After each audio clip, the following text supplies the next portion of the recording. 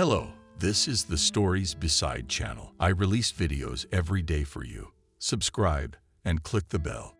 The rain was hitting the windshield with such fierceness that Franklin involuntarily flinched at each blow. It was so good that it would break the glass. Not a cheerful picture of natural madness was supplemented by the inner tension that had been accumulating for 3 months. The man desperately wanted to get rid of stress, but he did not know what in this situation would have the greatest effect: a large portion of strong drink or escape to some secluded place. His intuition told him the right thing to do. Franklin, while you're looking for that place, you're gonna lose your mind. That's why it's a good time to get drunk as hell. There's a reason scientists say that many geniuses have brilliant thoughts when they're in a bad state of mind. The head of Franklin Cosmetics is used to listening to his inner voice, trying to pay less attention to the heavenly flood. He started the car and drove out of the parking lot. And for the second one, I was satisfied with the decision. In this weather, Phil only drink vodka. The man grinned sadly at his house and muttered. And the occasion was perfect. Or rather to say, you can't think of a worse one. Franklin thought for the first time today that fate was mocking him. One setback after another, and he had no time to dodge the blows.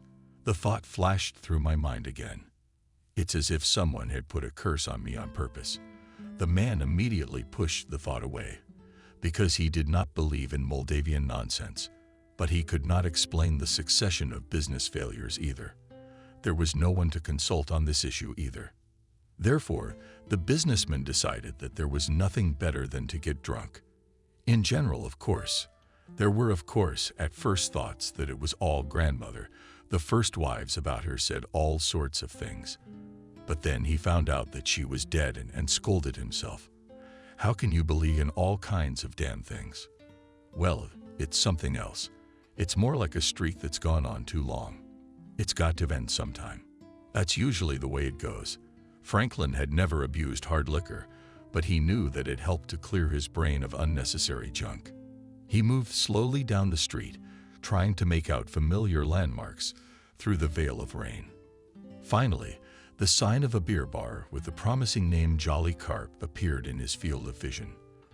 The logo of this party establishment contained not only letters, but also the image of a huge fish with a beaming smile. When Frank first graced the election with his presence, he asked the receptionist whether those who had come up with such a stunning advertisement with the fish must have taken a hefty dose themselves. Baffled by the receptionists, asked the client, "What made you think that?" Franklin blurted it out without thinking about the consequences. Yes, because a sober person is unlikely to come up with the idea of depicting fish of obscure breeds with a smile on his face.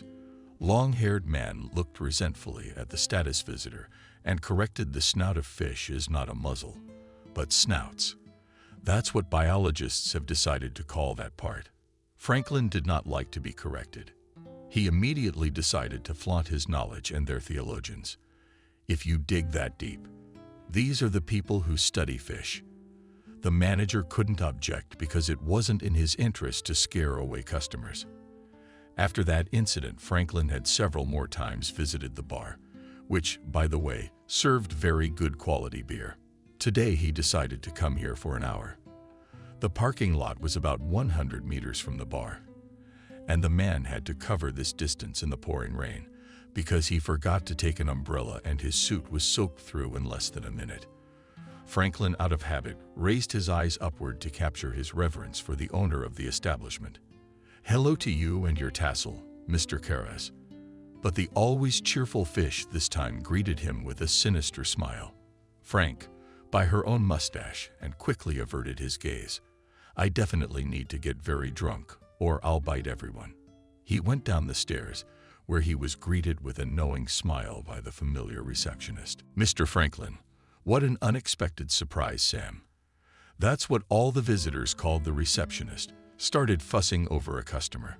This customer, of course, was not the best in terms of character, but he always gave good tips. Sam was ready to turn himself inside out for money.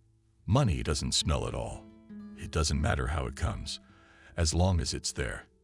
And he can smile once in a while. Bend a little, Speak a little, in a way that pleases the client. Yes, you're soaked to the skin. Give me your jacket. We'll have it dry in no time. Frank threw off the top of his suit. Thank you, Sam. It's always a pleasure to come in this weather. You feel right at home here. Snatched by the praise, the receptionist withdrew, but reappeared a couple minutes later. He was about to offer the regulars a couple of new items on the menu. But Franklin made an emphatic hand gesture. Sam, I'm not in the mood for a tasting tonight. I'm ready to tear everyone apart, so I'd better take a classic rough to restore my composure. The manager's out of town, and I hear you. I'll send a waiter right over. Followed by the same careless gesture. I don't want to make a fuss. Be a friend. You bring the double portion yourself. Of course, if such a favor is not burdensome for you. The administrator turned off her eyes and became at this moment very similar to the carp pictured above the entrance. No, it is not difficult for me, even pleasant, to fulfill the request of our regular customer. But you, Mr. Franklin, as I noticed, are driving. Frank clapped the man on the shoulder. So you're still turning out your boy, keeping tabs on the customers. That's commendable. But you don't have to worry about me, Sam, because I never drive drunk. If I'm completely wasted, you can call me a cab. Sam, a full-chested drink up front. Of course, Mr. Franklin, whatever you want. The receptionist disappeared again behind the partition separating the kitchen block from the lounge, and soon returned with a tray on which he majestically gave a glass of almost liter containers. With a solemn look, the maitre d' pronounced our specialty, straight from the fridge, clammed up in his eyes. Franklin took one big sip. It tasted amazing. The receptionist departed with a smile. Franklin took another pithy sip. He sat for a few minutes, covering his eyes and enjoying the pleasant book that was quickly flowing down his body.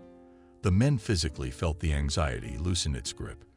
The realization became clearer with each passing second. Someone unseen within him distinctly said to Franklin, "Perhaps the causes of your troubles are in your surroundings. You've forgotten that even the people closest to you can set you up.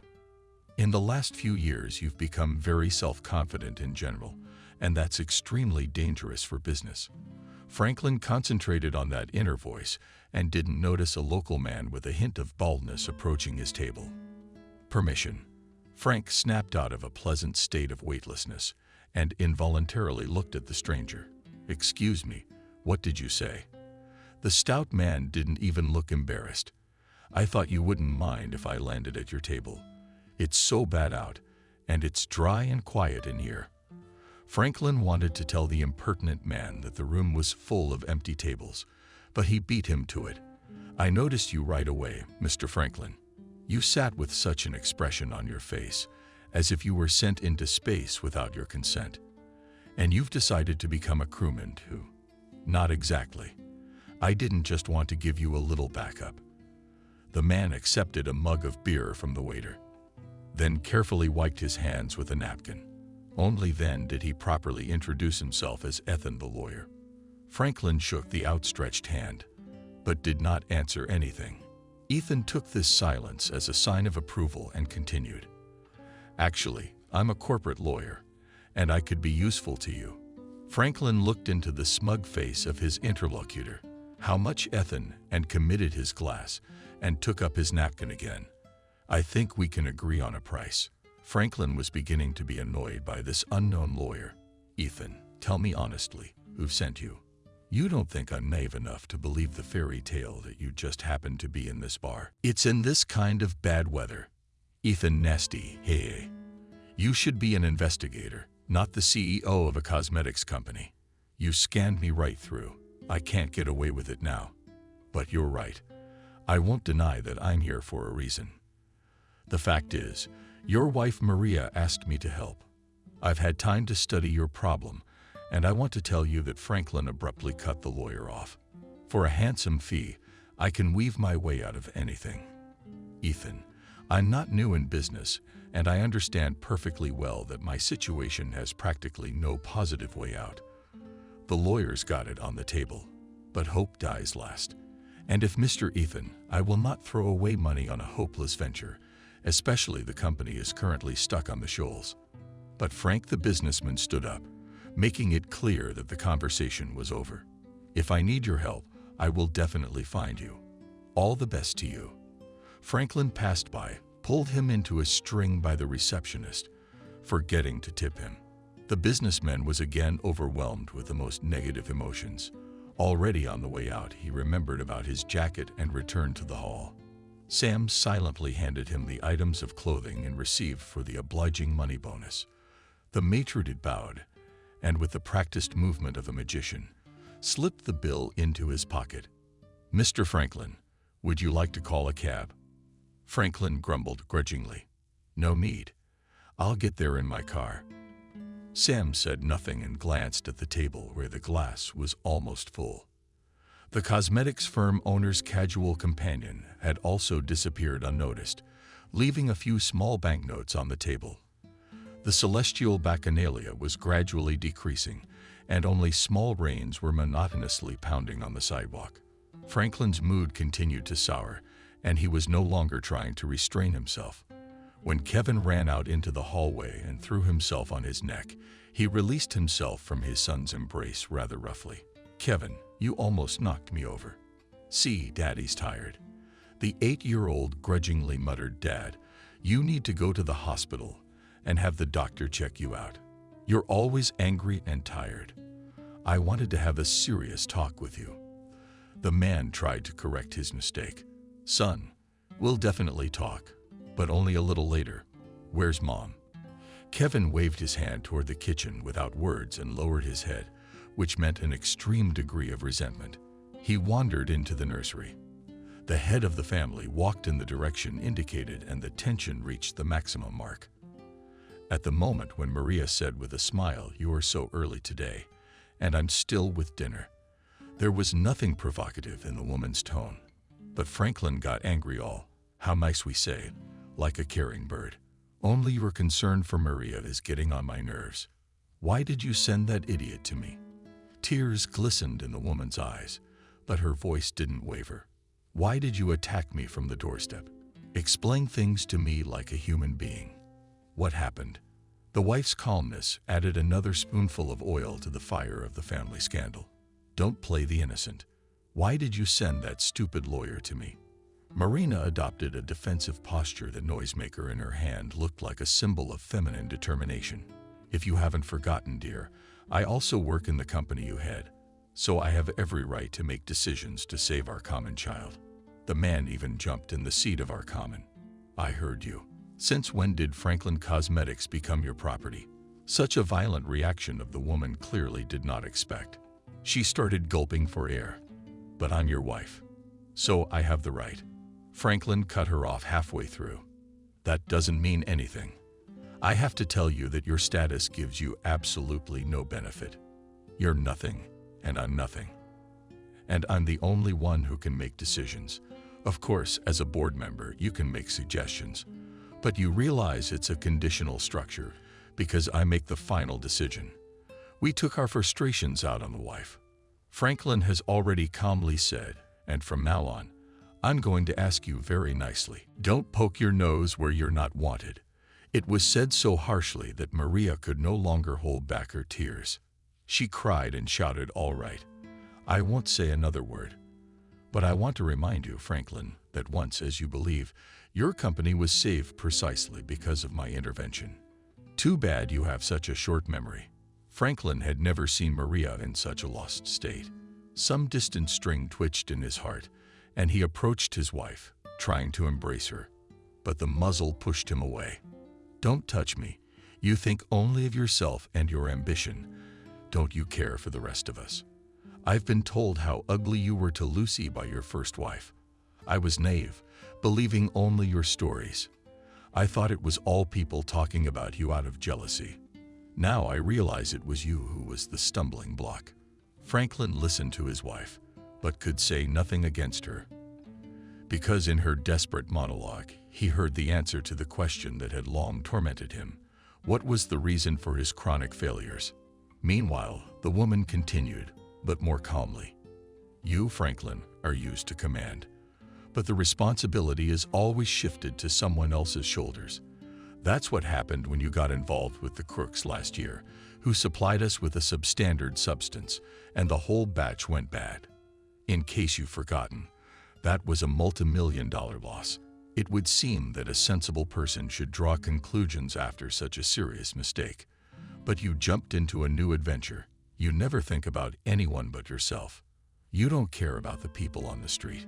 If the company goes under the hammer, Frank will clench his fists and growl.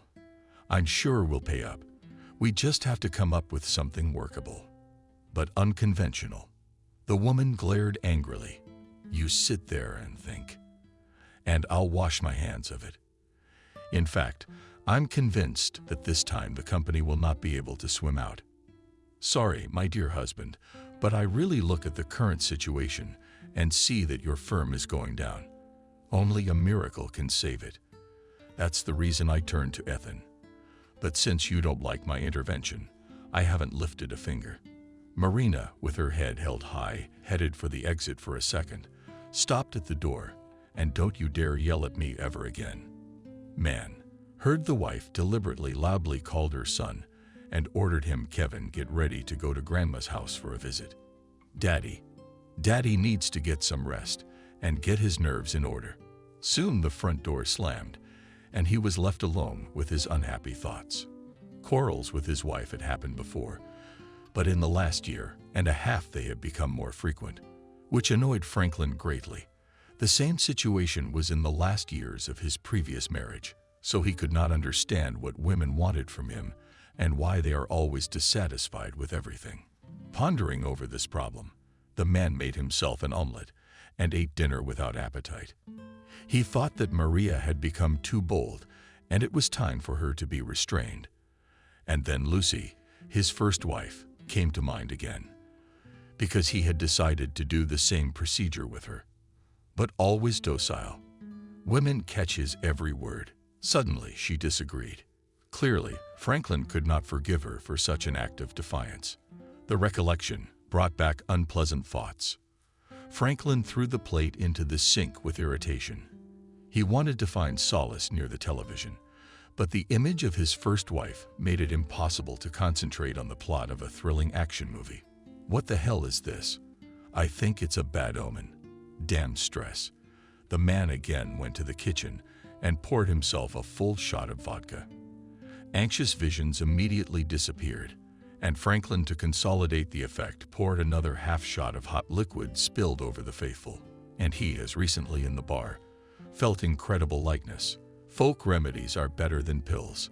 Franklin said this optimistically and put the mortgage bottle back in the refrigerator. He went back to the television and began clicking the remote control buttons without the same irritation. The booze had weakened his body so much that Franklin didn't notice that he had fallen asleep. All night he dreamed. Lucy. But this night vision caused nostalgia because irrevocably lost to him time when he was really happy. Insistent alarm clock signals forced Franklin to open his eyes to those feelings that he again experienced in the dream. Did not leave the man, and all day long he suddenly irresistibly wanted to talk to his father, and he even intuitively reached for the phone, but immediately pulled his hand away from the device. What is this obsession? I'm definitely not myself. After all, Dad died 3 years ago. Carl was widowed early and raised his only son by himself. He was a renowned scientist in plant genetics. But despite his high status, he preferred simplicity and modesty in everyday life. He also tried to instill in his son an ascetic lifestyle. Franklin, remember that domestic comfort and other excesses make a person addicted. Up to a time, the guy accepted these rules and even tried to imitate his father. But in adolescence, everything changed, and he reminded his father every chance he got. Dad, I do not want to deliberately deprive myself of an interesting life. Small pleasures don't spoil a man. How do you say? They add to his existence, and I don't want to deny myself that. Carl tried to change his son's mind for a while, but then he gave up. He didn't have the time to indoctrinate his little boy with life-tested truths. After all, the elder Franklin combined scientific activity and teaching his favorite subject. The professor was often invited to the educational institutions of neighboring countries to give lectures, and he almost never refused such events. Franklin many times tried to remind his father that such a strenuous rhythm of work is dangerous to his health, to which Carl philosophically answered his son, "My life itself is dangerous, so I see no point in limiting myself, because what is destined to happen cannot be avoided anyway." That's how son and father lived, trying to stay out of each other's way. But everything changed with the arrival of Lucy. At one of his visiting lectures, Carl met a student who amazed him with her broad knowledge of biology. Emotions were bursting out of the professor's soul, as there was no one but his son in the house. He shared his joy with him. "Franklin, I never imagined that our land gives birth to such bright talents. You know, the other day I was giving a lecture at the academy and had the good fortune to meet an amazing girl. Imagine, she had me, a professor, under her belt in every sense of the word." Franklin asked for the sake of propriety, "Who's the girl?" Carl came to life. At first glance, a girl of what 1,000. She came from a small district center. Since childhood, she's been interested in floriculture. She entered the biotechnology department at the academy on the dictates of her heart. After graduation, she's going to go into agribusiness. Franklin could not hide his surprise for a girl, of course, an unusual hobby. "But father, you yourself know very well that in youth everyone makes grandiose plans." And then the professor interrupted his son unequal all by himself. "You're lazy. I've already come to terms with it. That girl has a fountain of ideas filling out of her." Amazing ideas. The father's delight was a painful blow to Franklin's ego. The son barely managed to interrupt the flow of his father's eloquence. "Dad, stop. You know how first impressions are often deceptive." The professor waved his hands. "No, son, my gut has never failed me yet. This girl definitely has a business sense. It just needs to be channeled into a fruitful direction. Father, you've intrigued me enough to make me want to meet this new Eliza Doolittle." Carl froze, but his confusion lasted only a few seconds. "You shouldn't say that, Franklin. You're not Henry Higgins to play the aristocrat either." "Dad, I'm sorry. I didn't choose the right example. But I really want to meet this girl. You described her so vividly," the elder Franklin. "I was flattered by the praise and agreed right away. All right, I'll arrange for you to meet her. But Franklin, I'm warning you, no more of that Franklin stuff." Franklin crossed his arms over his chest. "Father, I swear I'll behave like a true gentleman." At that time, Franklin could not have thought that meeting a pretty provincial girl would change his life dramatically, although the girl could not be called a beauty. But the charm in her was in excess. From Lucy emanated so much energy that once Franklin jokingly said, "Lucy, you can connect to charge phones and other electronics." The girl grinned. "You're not alone in that observation. When I was very young, my grandfather used to tell his fellow villagers that I was a battery-powered robot. Your grandfather has a great sense of humor. Franklin, you wouldn't believe it, but they believed him. But the locals interpreted the joke in their own way. They spread rumors that Herb's granddaughter's heart wasn't real, but a motor. Everyone felt sorry for me and gave me candy. I wish Grandpa was gone. But we often go to the village, so Grandpa's house is not empty." Franklin found this story funny. "I've never been to the village. Are there really such naive people there?" "No, they're just ordinary people. And the craving for rumors is an indispensable element that saves you from boredom." Just a few days with Lucy didn't go unnoticed by Franklin. After all, in addition to positive energy, the favorite of the professor distinguished herself and a sharp mind. One day the girl confessed to him, "Franklin, if I had a different amount of money, I would open a cosmetics company." The guy was surprised. "But you don't know anything about it." Lucy laughed. "I am profoundly mistaken, because at the heart of every cream elk or shampoo, plant extract, by the way, is a profitable direction, because half of humanity is women." The young man immediately caught on to the idea. "Lucy, there's something in what you say." Franklin could not find the right word for a long time, but he spit on this trifle and moved on to the next point. By the way, many men are also not strangers to the pursuit of beauty. Personally, I'm very interested in your idea. Tell me, what would you call your company? After all, it is an essential part of the brand. Lucy grinned with geniality. Look how promising Franklin Cosmetics or Franklin Youth sounds. That's just me thinking off the top of my head. It's the first thing that came to mind. Franklin's already pictured himself in a future presentation. This picture inspired him so much that he took the girl in his arms and danced with her. Lucy, you, my fairy, are a true enchantress. The irrepressible joy of the young man was explained by the fact that he still could not find his place in the sun. After graduating from the Institute of Chemistry and Technology, the professor's son worked only a year in his specialty. Franklin did not want to work for the state from the beginning. 2 attempts to start his own business ended in complete failure. Meeting Lucy breathed new hope into him, and he decided to keep the girl to himself for a higher purpose. He proposed to her. Although Lucy understood perfectly well that the young man does not have tender feelings for her, she agreed to become his wife. Their union turned out to be successful both in life and in business. But the period of prosperity lasted until Franklin one day did not meet Maria. Lucy was losing badly in appearance against the background of a sophisticated rival who had perfect body shapes. In fact, Franklin's main irritating factor was his wife's fullness. Lucy, and before marriage, was not thin.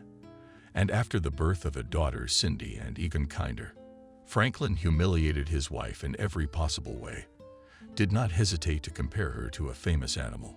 One insatiable fall day, a loving husband told Lucy, "I can no longer live with you, because I met a woman with whom it is not a shame to appear in decent society." This confession was unexpected for the young woman, and she did not even immediately realize what had happened. "Franklin, that was a bad joke. I could be offended." My husband sarcastically remarked, "I don't give a damn about your resentments for a long time. You're making a fool of yourself. A village in a word. Let's not get into details. Let's just go our separate ways." But I can't, and I don't want to. I put everything into this company. Franklin, you laughed. Yes, it's my credit and my money. If it weren't for me, your worthless ideas would be lost for lack of demand. Franklin had a lot of nasty things to say to his wife. He concluded his speech by asking her to clean up the place as soon as possible. Now the man was horrified to think of the act, and he burst out involuntarily. "Yeah, buddy, you were a scumbag. How else can you call a man who threw his wife and little daughter out the door?"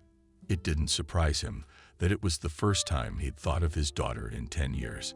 More than anything else, the businessman was concerned about the fact that March, for whose sake he threw out his first wife, today supported not him and the former rival. Men quietly said yes. Female solidarity is a great power. After a moment's thought, he threw a question into the void. "I wonder where Lucy is now." "Probably somewhere in the countryside, scrounging for food." Frank was not wrong about one thing. His first wife had indeed settled in a small Belarusian village. True, she did not study, as Franklin thought, but lived and worked there for her own pleasure. That morning at summer sunset, Lucy was going to cook oatmeal porridge for 2 people according to tradition, but found that there was no beggar's molasses of salt in the house. Cindy sat at the table waiting for breakfast, but realized from the confused expression on her mother's face that the morning meal had been postponed until later in the day. The girl tossed her spoon with irritation. "Mom, are we out of something again?" The woman smiled at her daughter. "You guessed it. And that this time salt, sugar, milk, cereal." Cindy listed gastronomic nominations and did not even try to hide her displeasure. Lucy became guilty. "No salt. It was there yesterday, but today it's gone. I've been distracted lately." Cindy had a caustic remark. "The mice must have eaten all the salt. They love salt. They just can't live without it." The girl stood up abruptly from the table, and the table toppled to the floor with a clatter. Lucy shuddered. "Cindy, would you mind holding your grudge? It's no big deal. It's a 2-minute walk to the store. You run and get the salt. And we're together." The 15-year-old selfishly curled his lips in disdain. "Why me, Mom? Is that your fault? It's up to you to fix it. Everyone's used to it." "Cindy, run over there. Cindy, bring it." Her daughter accompanied her private speech with facial expressions and gestures that gave her mother a fit of laughter. "My girl, that's the way it is. You're the youngest in the family, and you're the one who has to run these errands." Cindy almost screamed. "I don't want to be the errand girl. Maybe I have plans of my own." The girl's voice became a little bit more serious. Lucy peacefully said, "Okay, if it's so difficult for you to run to the village shop, I'll go myself. And there's no need to get hysterical over such a trifle." Cindy snapped at her. "Mommy, it's not because of me, but because of your fault that all the fuss has broken out. Any normal housewife knows which products she has in the house and which ones are running out." And you mother laughingly interrupted her daughter. "Even if it is not a normal hostess, but it is also here is not a stranger. You could have followed the food supplies, seeing that your mother is closing. I have so much to do. I don't have time to breathe." Cindy remained silent, stepping her eyebrows together. Lucy decided that this was a good time to do some parenting. "I don't like you talking all day long. You could help me at least once in a while. I don't demand much from you." The girl grimaced again, interrupted her mother. "No, Mommy, you can't lure me into that trap. Not your plantation. That's where it stands." Cindy ran her hand over her throat, and for added effect, he flicked his tongue. "And I'm not going to follow your example, Mom. This means that our family succession is impossible. So this option is completely off the table." The woman looked at her daughter fondly. "Do you look like a wet Borgia now?" Cindy flashed his eyes angrily. "Thank you for not comparing me to a worm or a frog, but you can say whatever you want, and I still won't change my attitude to your business." The girl made quotation marks with her fingers and headed for the entrance. But her mother caught her by the arm. "My daughter, you can change your plans 100 times, if you have any. I'm not going to force you. But as a mother, I have a right to know what your plans are. Admit it. Where do you want to put your energy?" The girl rounded her eyes and beautiful, spreading her arms as if she wanted to cover the whole universe. "Mom, I dream of becoming a model. After all, you will not deny that for this I have all the data and face and figure." Cindy threw her mother a glance, but Lucy answered the heiress in an admonishing tone. "Besides what you named, it's also good to have a brain in your head. The professional life of models is very short, 10 years at most. And then there's no 100% guarantee you'll get selected. There are plenty of pretty girls out there. That's why there's so much competition in the modeling business." Apparently, Cindy was puzzled by her mother's warning. She thought for about a minute and then said cheerfully, "Bullshit. If I don't sneak into modeling, I'm going to go into acting. Even the teachers at school tell me that with my looks I'll be able to be on stage or on the catwalk." Lucy sighed heavily. "You've got your head full of nonsense." The girl exclaimed, "Mom, but you do not want me to spend my life stuck in this village. What's wrong with our village? Everything. Everything here is stupid, and the people are stupid and dull. If you knew what they were saying about you, you would have run away from here a long time ago." Lucy grinned. "I know my bones are always going through the motions, but I haven't paid attention to it in a long time. And about the Cindy people, I want to tell you that you still have to grow and grow to reach their level. And don't use that kind of language in front of me." A blush broke out on the girl's cheeks, and she breathed heavily. Lucy decided to further exasperate her daughter. "What are you flaring your nostrils like a pack mare? You don't like criticism. Get used to it. You'll meet other things in life." Cindy was all, "Get it, get it, get it, get it, get it, get it. How annoying is that?" And out the door. Lucy put her daughter's overturned table in its place and sank down tiredly on it, all in her father, as powerful and self-assured. The woman very rarely remembered her husband, who had practically kicked her out of the house along with her young daughter. But lately, Cindy had so often demonstrated not the best sides of her character that the comparison of her with her father came off her tongue. Maybe she'll grow out of it. After all, I too was desperate at that age, arguing with my parents and grandfather. And then he settled down. Although my life can hardly serve as an example, and I do not wish my daughter such a fate, this short monologue helped to put my nerves in order. The woman once again, for some reason, looked in the cupboard where the spices were stored. I'll have to go for salt myself. I'll go to the plot after lunch, when the heat dies down a little. Despite the tangible approach of fall, the last days of August were tropical heat, so Lucy added to her modest closet stylish hats with huge brim. She barely glanced in the mirror and half-heartedly characterized her outfit. Of course, a dress and a hat was not a good combination. Yes, for a trip to the village shop, this outfit would do. The woman took her straw bag, with which she always went to the store, and headed in the direction of the outlet. But she had to show up on the main street, and there were only 5 streets in the parade.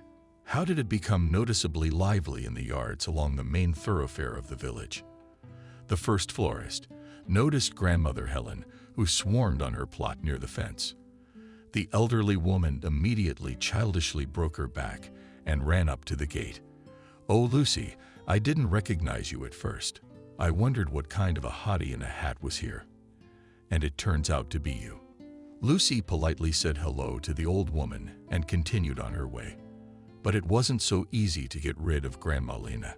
This woman smelled the scent of sensation from a mile away. And now she also galloped after Lucy. "Lucy, where are you running to?" The woman stopped. "Helen to the store in a hurry." Granny perked up. "Wait, I'll walk you to the corner. I've got something I need to find out. I've been wanting to consult with you for a long time. I haven't had the chance. I'm listening. Don't worry about it. I won't keep you long. I wanted to ask you something. You're the only scientist in the village. You graduated from the academy, so you know about herbs. In the parade, it was customary to start an important conversation with an approach. Bavalina's introductory part turned out to be too long, and Lucy did not hide her impatience. "Helen, healing herbs and flowers. They're a little different concepts, but I will gladly help you if it is in my power. What you wanted to ask me?" Yes. I'm interested in those ethics that you breed. Tell me, is it true that they help with coughs to get rid of annoying Granny? Farmer said lavender is useful for many diseases, but about this you'd better ask our doctors. I only know that to treat bronchitis take the roots, and they prepare them in a special way. How? Don't you know? Although Lucy knew several recipes for lavender-based remedies, she didn't want to talk to Helen's grandmother anymore. "Helen, I'm not a doctor." The old woman's eyes shot several key lightning bolts in her direction, but Lucy ignored the old woman's displeasure and hurried toward the store, which already showed itself at the end of the street. "Sorry, Helen, I really don't have time." She was being followed. "Look, what a proud farmer she is. How long has it been since Elia was transferred? I remember when you were barefoot in the village with the boys. You must have forgotten how you destroyed the roof of my barn." The village troublemaker didn't stop listing Lucy's past sins, and when she got to the store, at the same time she recalled all the offenses she had suffered from the family bunny, with whom in the old days Helen had been friends or enemies. The elderly scandalized woman was so engrossed in her denunciation that she did not immediately notice her waddling towards the store. Stephen was formerly a farm manager, and after his retirement, he decided to take up community work. He took to his duties immediately. "Helen, what are you doing out here?" Screaming in a bad voice, scaring people. Granny put her foot forward. "And who are you that I have to answer to you?" Stephen proudly puffed out his chest, like a village chief. "I have the right to know." Granny stomped her feet in huge galoshes. "Who elected you?" He appointed himself headman. "And you're making demands. You'd better tell people how you go to the farm at night. How many bags of mixed fodder have you stolen? To put up with such insolence, even from a former lover." In his mature years, Stephen, often dropped by the lonely milkmaid village headman, could not, despite the literacy, which was the result of an old injury. The man also took the appropriate look and even tried to step on the opponent. Helen, I won't look that you're a woman on crutches. You've got that way with your spoons on blood everything. The offended grandmother agreed to the whole street. Good people, what's going on? The headman is threatening me. At the exhausted screams of the old woman, Wendy, the sales clerk, jumped out of the store. The mere sight of this dimensional lady sent shivers down the spine of the exuberant shoppers. The saleswoman looked angrily first at Helen. Then she said, "Hey, you old robbers, settle down nicely. Otherwise, I will be forced to take harsh measures against you." The arguers instantly quieted down because they knew that Wendy did not throw words into the wind. Helen whispered something under her breath and headed towards her house, while Stephen sat down on a bench outside the store. Wendy returned to her workplace and to the questioning looks of several customers. She said, "Yes, they're at it again, Helen. They're all in a tizzy. They're fighting like little children. I can't even believe that people of such an age can have battles." "You never know," Lucy said thoughtfully to Wendy, "but it's true. Not without reason they say that old people fall into childhood. It is a natural phenomenon. A person is born, grows up, reaches the peak of his development. And then the reverse process begins." The saleswoman pressed her lips together. "You know best. You're a scientist. There's one thing I don't understand. What are you studying in this dump? What the hell do you need a flower plantation for? If I were you, would I have moved closer to the capital or left the USA long ago? You have a lot of money. What's keeping you in our village?" Lucy shrugged her shoulders and smiled stupidly at Wendy. "Surprisingly, that's the second time this morning I've been asked that question. I myself can't figure out what keeps me here. The land, I guess." The woman paid for her purchase and headed for the exit. But on the street, she suddenly remembered that she had forgotten the salt. Wendy looked at the returning customer with understanding and how she had forgotten to buy salt. Lucy looked at the retailer with surprise. "Wendy, can you read minds? With you that not only start guessing thoughts from behind the cuckoo. Soon, we'll have to do telepathy and magic. He'll wake up by tonight and come back here. They're gonna ask for a promissory note, and I'll have to listen to their hangover ravings." The women in line began to express sympathy for Wendy, and Lucy stuffed the packet of salt into her bag and headed home with a sense of accomplishment. To avoid running into Helen's grandmother again, Lucy took a roundabout way back. All the way she thought about Wendy's words, and after a short consideration came to the conclusion that there was a special charm in country life. Perhaps it was this very fact that was the invisible magnet that attracted and would not let go of the heart. "Merlot," Cindy said something to herself as she fiddled with the stove. Lucy asked in surprise, "You're on the run?" Without turning around, she replied cheerfully, "I changed my mind. You could say that your words had an effect on me. I was so ashamed that I immediately decided to correct myself. One more minute, and our book will be ready." Cindy Shorter had a big spoonful of brew in the pot. Lucy walked into the kitchen. "You decided to diet porridge to boil without salt. Why without poison was necessary in product?" Betty did. "Why did she show up at the end of summer?" The woman's voice trembled. And Cindy was finally distracted from cooking. But the girl forgot about the friend who'd lent her the salt because she was startled by the sight of her mother. She clapped her hands. "Mom, did you dress like that and paraded around the village?" "Yeah. What's wrong with it?" "Well, it's a killer outfit. The dress is in style. Not alone. I used to do it in the field. And a fancy hat. Betty's dad's here too, by the way. I can imagine his eyes would roll if he saw you in that outfit." Lucy shouted with annoyance at her daughter Cindy, "Stop criticizing your mother. Did you also walk around the village dressed in such a way that I am sometimes ashamed of you? How many times have I told you not to wear those shitty pants? You have a closet full of clothes. You could pick something decent, and you shouldn't believe it. Lavender is not a demanding crop, and it feels very comfortable on our soils. With the right technique, you can achieve a profitability of 200%. Andrew was not impressed by these statistics, and he stubbornly said, "I don't believe it." Herbert shouted at his son, "What have you got?" "I don't believe it. I don't believe it. Let the girl try. Maybe she'll do something good. Besides, there's a lot of land here that we don't own. The authorities will be glad to have someone to take care of their culture." But Andrew didn't give up.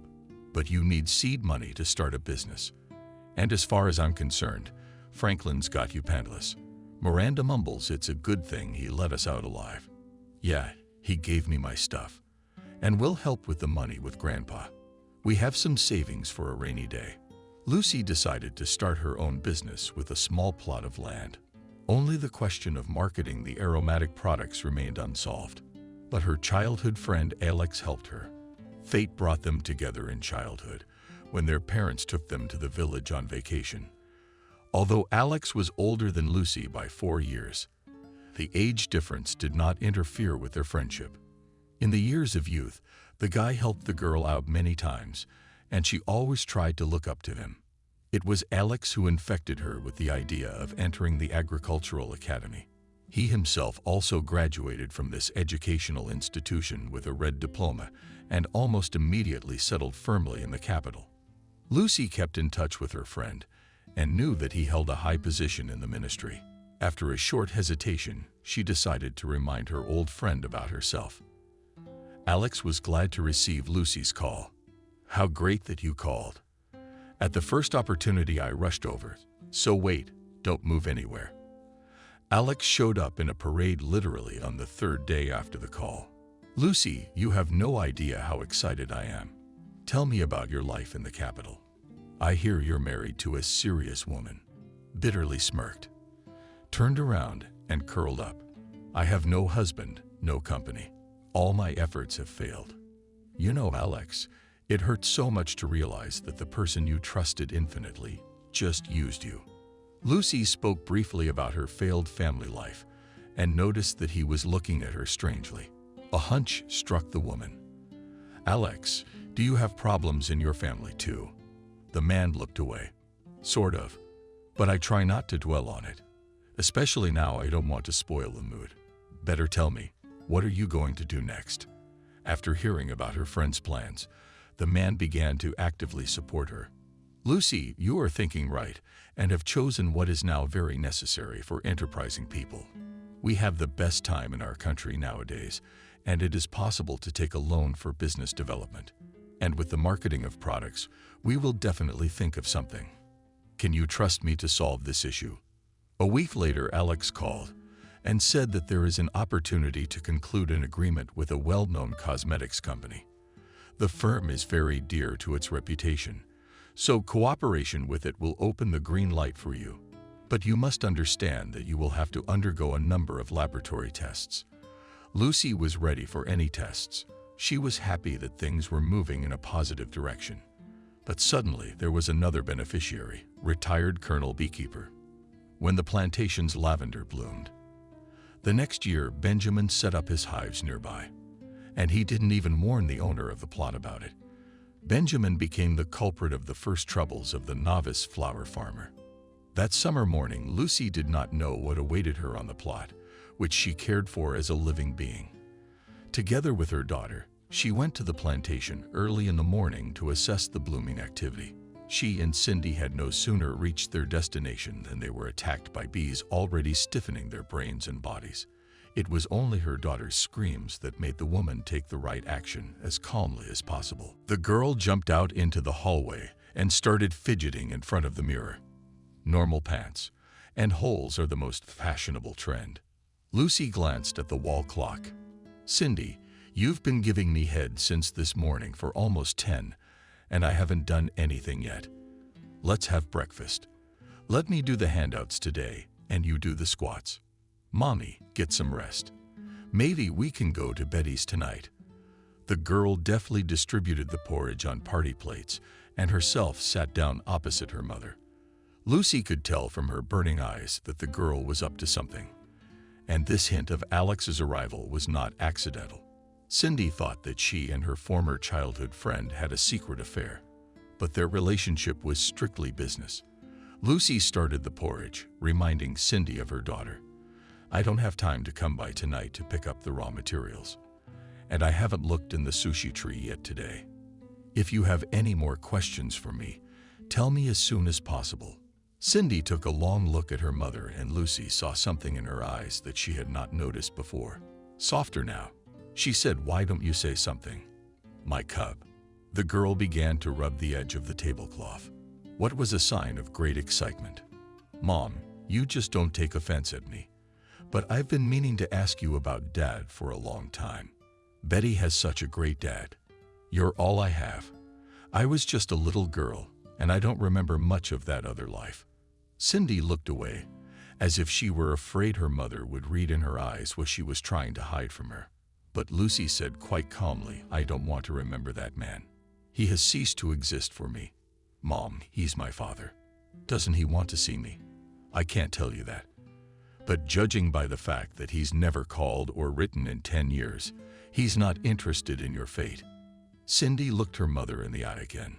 "Mom, maybe he just doesn't know where you took me." The woman drew her daughter close to her. "He knows everything. I even sent him a picture of you, but he didn't reply. That's it. Let's not bring it up again.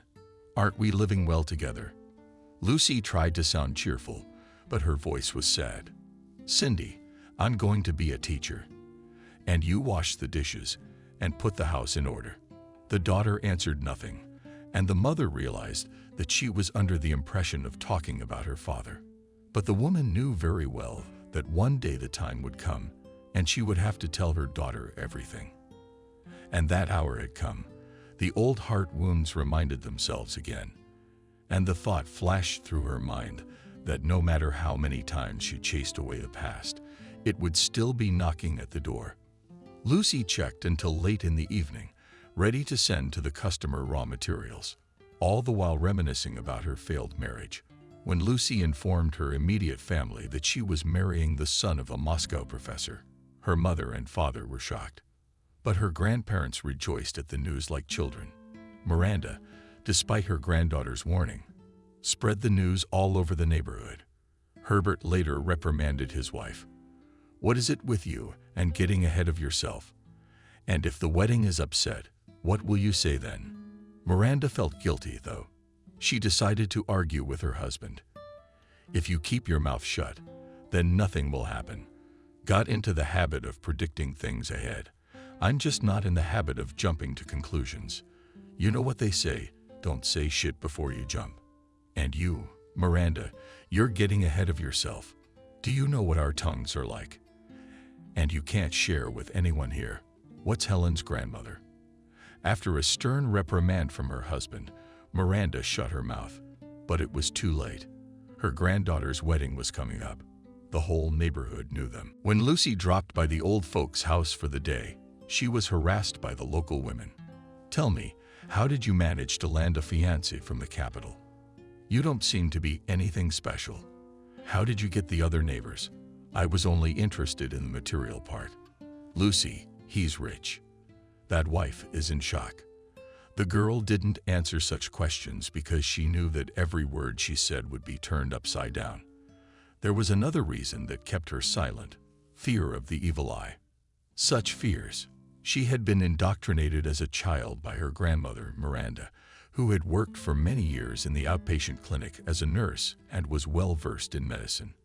When the paramedic was absent from the medical station, she advised her fellow villagers on what to take for this or that ailment. Miranda was also well versed in herbal medicine, so her simple recipes usually had the expected effect. The rumor of the woman's clandestine practice reached the paramedic.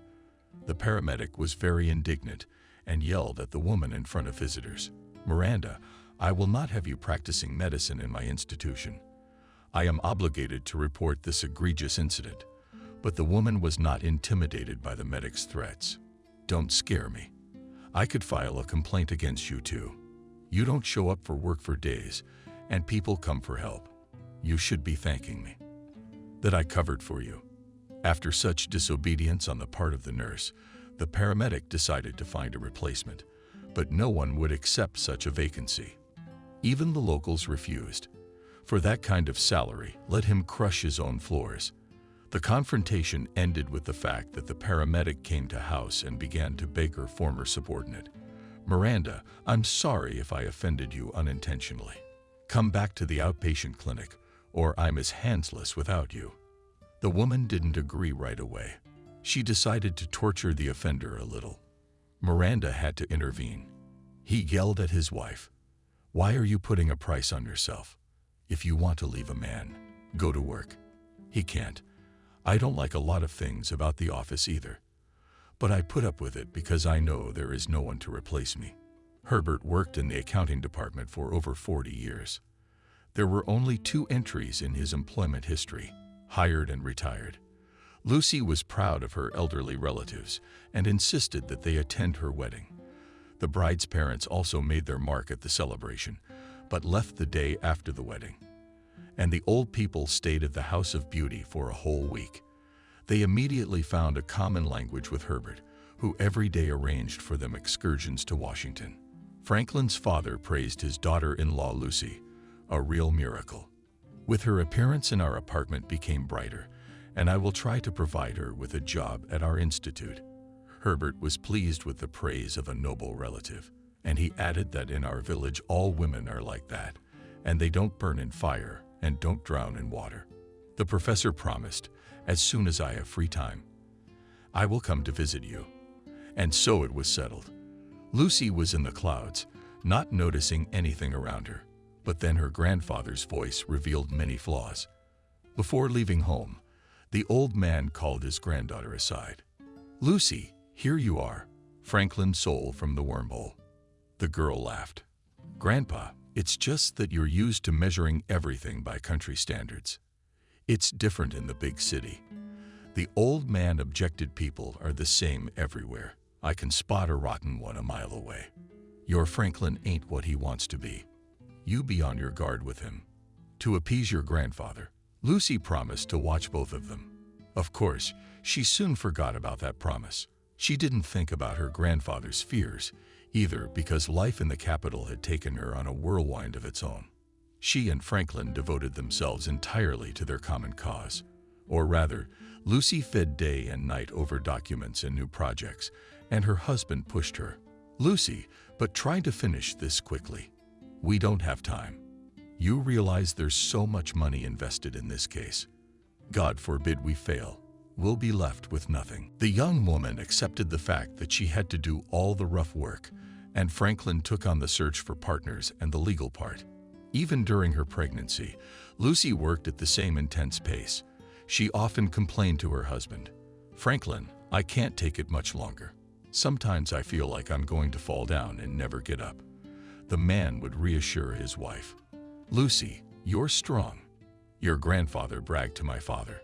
I know Grandpa likes to show off himself and tell tales about his village too. Franklin, but even a strong woman needs rest, especially when she's in a position. After all, the constant tension can have a bad effect on our child. It was only after this powerful argument that Franklin made a small indulgence for his wife. But working to the point of exhaustion had done its evil work. The labor started early and was very difficult. After the birth of her daughter, Lucy turned her full attention to the child, which caused not only resentment, but also anger of her husband. Once Lucy did not hold back and also told Franklin everything she thought about him. "You treat me like a slave. You're just using me, without thinking about my health. I get the impression you don't even care about your daughter." The man was furious. "You should just keep your mouth shut and pray. Such fabulous luck doesn't come to everyone. Living the good life in downtown Washington, D.C., driving a fancy car.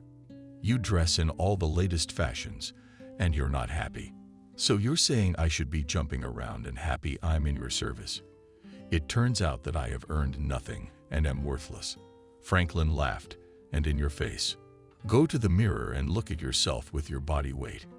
Maybe you can pull it off. $25. Lucy slapped her husband with a ringing slap. They didn't speak for a week, but Franklin gave in first. "Stop sulking. You pissed me off. I sass you about your fullness too. I said it without exaggeration. It's time you started working on your figure.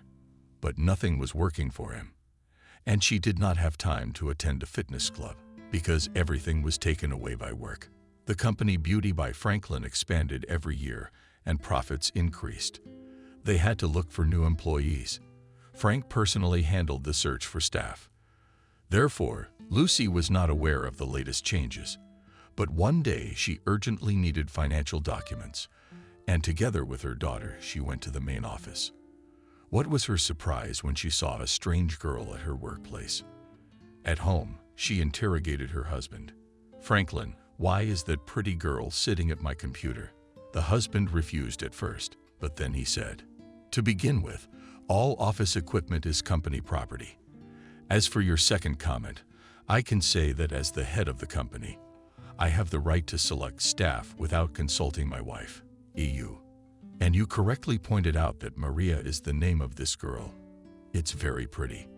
Perhaps I don't need to explain to you that clients and our partners evaluate the company by the appearance of employees, and Maria fully meet the most stringent requirements. They deserve to be the face of our firm."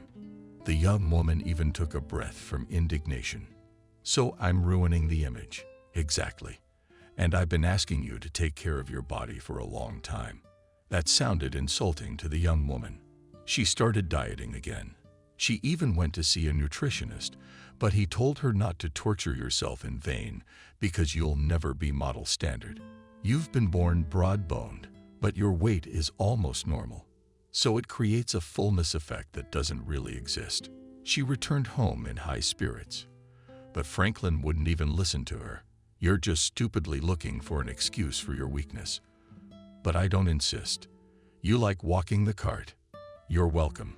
Soon Lucy learned that Franklin was dating Maria. "No, Cindy. They're very kind. Will Grandma cure your cough?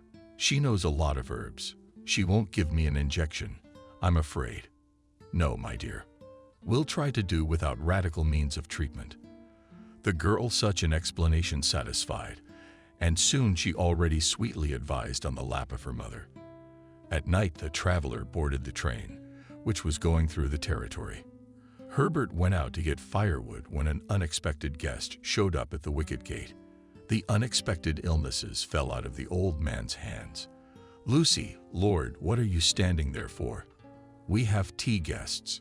But grandmother was already standing on the porch and crying from the sudden joy. She kissed first her granddaughter, then little Cindy, and said incessantly how good it was that we had waited for this day. "Now we can die now that the welcoming traditions have been honored." Miranda tearfully confessed to her granddaughter that her grandfather and I had bad dreams about you all week. "Tell us, what misfortune has befallen you?" But Lucy is so tired from the road and worries that belittling asked Grandma, "I'll tell you everything for sure. Only first Cindy and I must rest." In the evening, a family council met at the Herd's house. Lucy's parents also showed up in a couple by themselves. Upon learning of the arrival of her daughter and granddaughter, the young woman cried, and reliving again the recent events, she told her relatives in detail about how her husband had kicked her out. Herbert listened to her granddaughter with his eyes downcast, but his cheekbones were jaundiced, giving away his anger. Barely had Lucy fallen silent. The old man growled and spewed. "Tomorrow I'm going to go to fucking Washington, D.C., and I'm going to show that asshole where he belongs." Miranda started wailing again. "I don't want you to go to jail in your old age. Stay home, hero." The girl's father supported her mother. "Yes, father, it's better not to get involved with this scumbag. Believe me, he'll get a boomerang. That kind of thing doesn't go to waste, especially for a man." Although Franklin can only be called a man with a stretch, especially after doing something like that. Herbert said, "I told you he was rotten." "I've never been wrong about people." The old man praised his abilities as a seer for a while. And then he said firmly, "You, Lucy, do not worry. T is not alone, and we will always help you. Have a rest. Gather your thoughts. Think of something to do." Andrew suggested a daughter. "I think that the best option is to look for a job in the district center. After all, you can get a job at school. You will be biology or botany to teach, and more useful fun will be among the kids because she will soon go to school. Lucy looked at her family. Thank you for your support, but can I decide my own fate? Herbert grinned. Our breed, bunnies. I don't like to be decided for me either. Of course, granddaughter, you know best. How is a little one better for you? Just 2 days later, Lucy surprised her family. I thought it over and came to the conclusion that I will stay here in the village. Andrew asked with surprise, and what will you do business here? The relatives looked at each other. Grandfather even chuckled from the excess of impressions. We already have one businessman, a retired colonel. He raises bees, so he got everyone. Have you also decided to organize honey production? No, Grandpa. I've chosen a different kind of business. I'm going to grow flowers, have leased a plot of land, and will plant lavender chamomile hut. Herbert said disappointedly. That's the number of vodka he drank and died the next morning. I thought you had something serious in mind. Did you get rich on such a thing? The young woman's face was transformed. She excitedly began to talk about the amazing plant, which she had a special fondness for. Even during my studies, I studied this business direction well. In Europe, it is highly popular. We also have positive examples. Andrew confusedly waved his hands, Lucy. But I don't believe in such fairy tales that you can make capital by growing flowers. And you shouldn't believe it. Lavender is not a demanding crop, and it feels very comfortable on our soils. With the right technique, you can achieve a profitability of 200%. Andrew was not impressed by these statistics, and he stubbornly said, I don't believe it. Herbert shouted at his son, What have you got? I don't believe it. I don't believe it. Let the girl try. Maybe she'll do something good. Besides, there's a lot of land here that we don't own. The authorities will be glad to have someone to take care of their culture. But Andrew didn't give up. But you need seed money to start a business. And as far as I'm concerned, Franklin's got you penniless. Miranda mumbles it's a good thing he let us out alive. Yeah, he gave me my stuff. And we'll help with the money with Grandpa. We have some savings for a rainy day. Lucy decided to start her own business with a small plot of land. Only the question of marketing the aromatic products remained unsolved. But her childhood friend Alex helped her. Fate brought them together in childhood, when their parents took them to the village on vacation. Although Alex was older than Lucy by 4 years, the age difference did not interfere with their friendship. In the years of youth, the guy helped the girl out many times, and she always tried to look up to him. It was Alex who infected her with the idea of entering the agricultural academy. He himself also graduated from this educational institution with a red diploma and almost immediately settled firmly in the capital. Lucy kept in touch with her friend and knew that he held a high position in the ministry. After a short hesitation, she decided to remind her old friend about herself. Alex was glad to receive Lucy's call. How great that you called. At the first opportunity, I rushed over. So wait, don't move anywhere. Alex showed up in a parade literally on the 3rd day after the call. Lucy, you have no idea how excited I am. Tell me about your life in the capital. I hear you're married to a serious woman. Bitterly smirked, turned around and curled up. I have no husband, no company. All my efforts have failed. You know, Alex, it hurts so much to realize that the person you trusted infinitely just used you. Lucy spoke briefly about her failed family life and noticed that he was looking at her strangely. A hunch struck the woman. Alex, do you have problems in your family too? The man looked away. Sort of, but I try not to dwell on it. Especially now, I don't want to spoil the mood. Better tell me, what are you going to do next? After hearing about her friend's plans, the man began to actively support her. Lucy, you are thinking right and have chosen what is now very necessary for enterprising people. We have the best time in our country nowadays, and it is possible to take a loan for business development. And with the marketing of products, we will definitely think of something. Can you trust me to solve this issue? A week later, Alex called. and said that there is an opportunity to conclude an agreement with a well-known cosmetics company. The firm is very dear to its reputation, so cooperation with it will open the green light for you. But you must understand that you will have to undergo a number of laboratory tests. Lucy was ready for any tests. She was happy that things were moving in a positive direction. But suddenly there was another beneficiary, retired Colonel Beekeeper.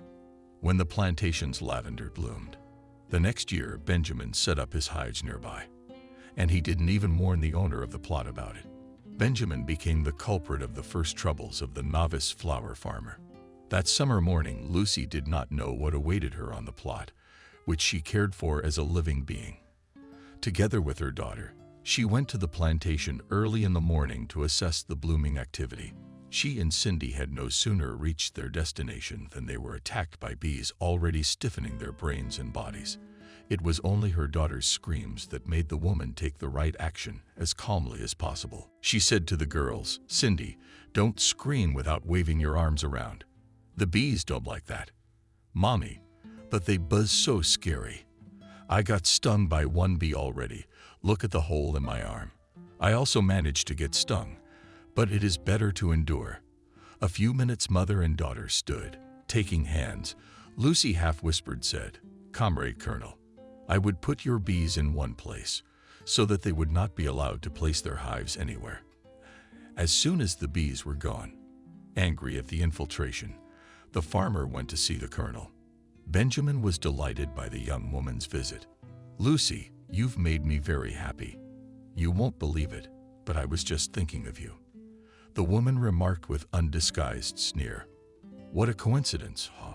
After all, I was thinking about you too, and even mentioned you in an unkind word." The colonel raised his thick eyebrows. "Why so? What have I done to you?" "Benjamin, I am not a girl to be spoken to like that. You're the one who can mess with my Cindy's head. Who gave you permission to put your beehives on my land? Couldn't you at least give me a little warning? You hid them in the bushes and your aggressive bees stung me and my daughter." The child could have had a reaction to the stings. The woman was telling the man off, and he was smiling cheekily. "Lucy, I'm so sorry you were hurt. You're overreacting about the land. You're just a temporary tenant, not the owner. Therefore, your claim is baseless. You are mistaken, Mr. Benjamin, and I demand that you remove the beehives immediately. Put them in your yard and don't forget to open the windows." The colonel has backed down. "Lucy, maybe we can make a deal. I'll compensate you for moral damage." "Wait a second." The man disappeared in the doorway, but immediately returned and handed the woman a chocolate bar. Lucy was stunned by this insolence. "Eat your own chocolate and put away your bee boxes today. Otherwise, I'm poisoning them." Benjamin snapped, because bees were the most important thing to him. "Lucy, don't forget. I could report you to the police. I'll report you. I'll see my lawyer tomorrow. But I won't let you do anything illegal." Lucy was only determined until the evening. The next morning, she was laughing about yesterday's incident, but Benjamin set the wheels in motion, and soon his son showed up in the village. The woman was on a plot of land when he drove his car onto the plot. She rushed at him, screaming, "What are you doing? You're going to ruin all my flowers." The man was of impressive size, and even Lucy, with her lush physique, looked like a pathetic chicken against him. He started right away with threats. "Listen, you're a florist, and once again, Bake complains to me about lawlessness. You will have a pale look and macaroni gait. My apiary will be here." He turned around and walked at a leisurely pace to his car. Lucy was in some kind of eclipse. She took a few steps ahead on the X-No. "You listen to me, you scumbag. If I see hives on my property, congratulate all the bees and warn your daddy that if he doesn't stop the mayhem, he'll have to deal with my grandfather." The reference to my grandfather had a much greater effect than the threat to kill the bees. But the hives did not appear on the plantation again that summer. Lucy, but the rumor flew around the village that the farmer had promised to get rid of the colonel. Lucy found this out by accident when she went to the store to do some shopping. At her appearance in the village store, all at once quieted down. Even the word "hunt Wendy" pulled her eyes out. Only Grandma Helen timidly asked, "Do you really have a gun?" Lucy stared at the elderly woman, then looked around with a surprised look at everyone present. "Dear countrymen, I rarely take it with me. More often, I use another object my grandfather has left from the war. He hides it in the attic." It was a shock for the wounded inhabitants of the small village. But the young farmer's dashing joke turned into another trouble. The next day, the neighborhood police came to their house in the early morning, when it turned out that the cause of the whole mess was Lucy's bad joke. The old people and the precinct officers laughed for a long time. But this story for several years walked around the neighborhood lady not from the soul of the locals. There was another side effect that hurt Lucy's business more than anything else. It did not show itself in its full force in the first year, but later when the farmer expanded her holdings, she found bald spots in her flower meadow on a daily basis. The local freeloaders usually raided at night. The woman tried to fight this lawlessness, but she could not catch the scoundrels in the act. Alex's daughter suggested a way out of her predicament. At that time, Irina was already 10 years old, and she studied in the elite capital gymnasium. The girl often came to them to play with Cindy. When she found out about the problem that Lucy couldn't solve, she advised her to put traps on the plot. The farmer didn't understand. "Betty, what traps are you talking about?" The girl squints her eyes slyly. "These are such devices to scare. They are different. There are those that fountains hit the face. There are sound. For example, a man came to a secret place, and he voiced from under the floor. She says, 'Put in place my candy.' You can put a horror movie in the trap." Repel means with a sound signal farmer. Purchased in the capital, when she went to the presentation of a new line of cosmetics based on Slavic oil. Returning home, the woman installed on the site repellent means of secret. Raiders managed to identify immediately on the first night, or rather, he himself showed up at the farmer's house to express his indignation to her. Lucy was very surprised to learn that for almost 3 years her possessions had been emptied by the village headman. Well, the elderly plunderer of other people's goods was not embarrassed by the fact that he was engaged in illegal activities. Stephen began to express his indignation to Lucy in raised tones. "I was almost killed by Condratius. Lucy, how can you scare decent people like that?" Decent people Stephen does not climb in other people's gardens. To engage in such an unworthy business at your venerable age is very shameful. The headman said with resentment, "Do you feel sorry for the flowers? Why are they wasting away? I thought it wouldn't cost you anything if I picked some for myself." It turned out that the other villagers also had a craving for other people's goods. That's why Farmer She's plantation was constantly being raided. In order to somehow solve this problem, Lucy offered fellow villagers to buy their favorite flowers from her. She even offered a very reasonable price, but this option did not suit anyone. The headman regretfully said when for free is another matter, and to spend money on nonsense is not enough money. To get rid of Lucy's plunderers, they had to hire a watchman. After the next expansion of the plantation, she also hired 2 women who helped her to collect and dry raw materials. Each year the profits grew, and the U.S. farmer got her own car. She made major renovations to her grandfather's chorus, and even ran water and sewer to the house. The old people rejoiced. "Thank you, granddaughter, at least before she died. We will live in comfort." Lucy laughingly replied, "You're too early to die. It's time to enjoy life." Grandma was the first to die. Miranda wasn't sick or complaining about her health. She just went to sleep and never woke up. Herbert outlived his spouse by only 2 months. He had a stroke while chopping wood in the yard. The whole village buried the old man. Even the deputy of the village council showed up to say kind words about the man who had served his land faithfully. Alex, as usual, showed up without a warning call. Lucy was always happy to see her old friend and therefore immediately invited the guest to the kitchen. "Did you have dinner?" Orrin interrupted. The man sighed. "From you women cannot hide anything. You see everything. It's a pity that not everyone is as attentive and caring as you are." "I'm not used to complaining. but lately I've been using the catering services more often. Lucy sat down at the table, leaning on her arms, and I thought life didn't roll on a roller for ministry employees. Pardon the tautology. No, you're right. And an ice skating rink is the most appropriate way to define my crisis. All right, you go. You can tell me all about it later. You'll be the first. Alex said, "What's your first course?" "Soup." "And for the second, potatoes with sausages." Two hungry fires lit up in the man's eyes. "Let's have both." "Lucy, you have no idea how much I missed simple home-cooked food." It was evident by the appetite with which Alex emptied the plates. "Lucy, did you just save me from starvation?"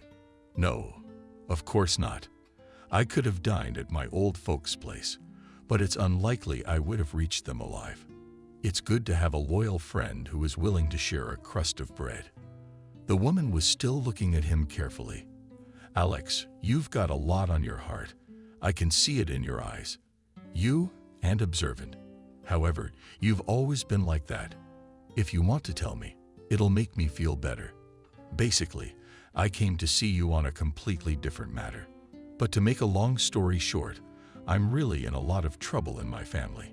You could even say it's a disaster. Although, on the other hand, it's a common thing. My wife left me, found someone else."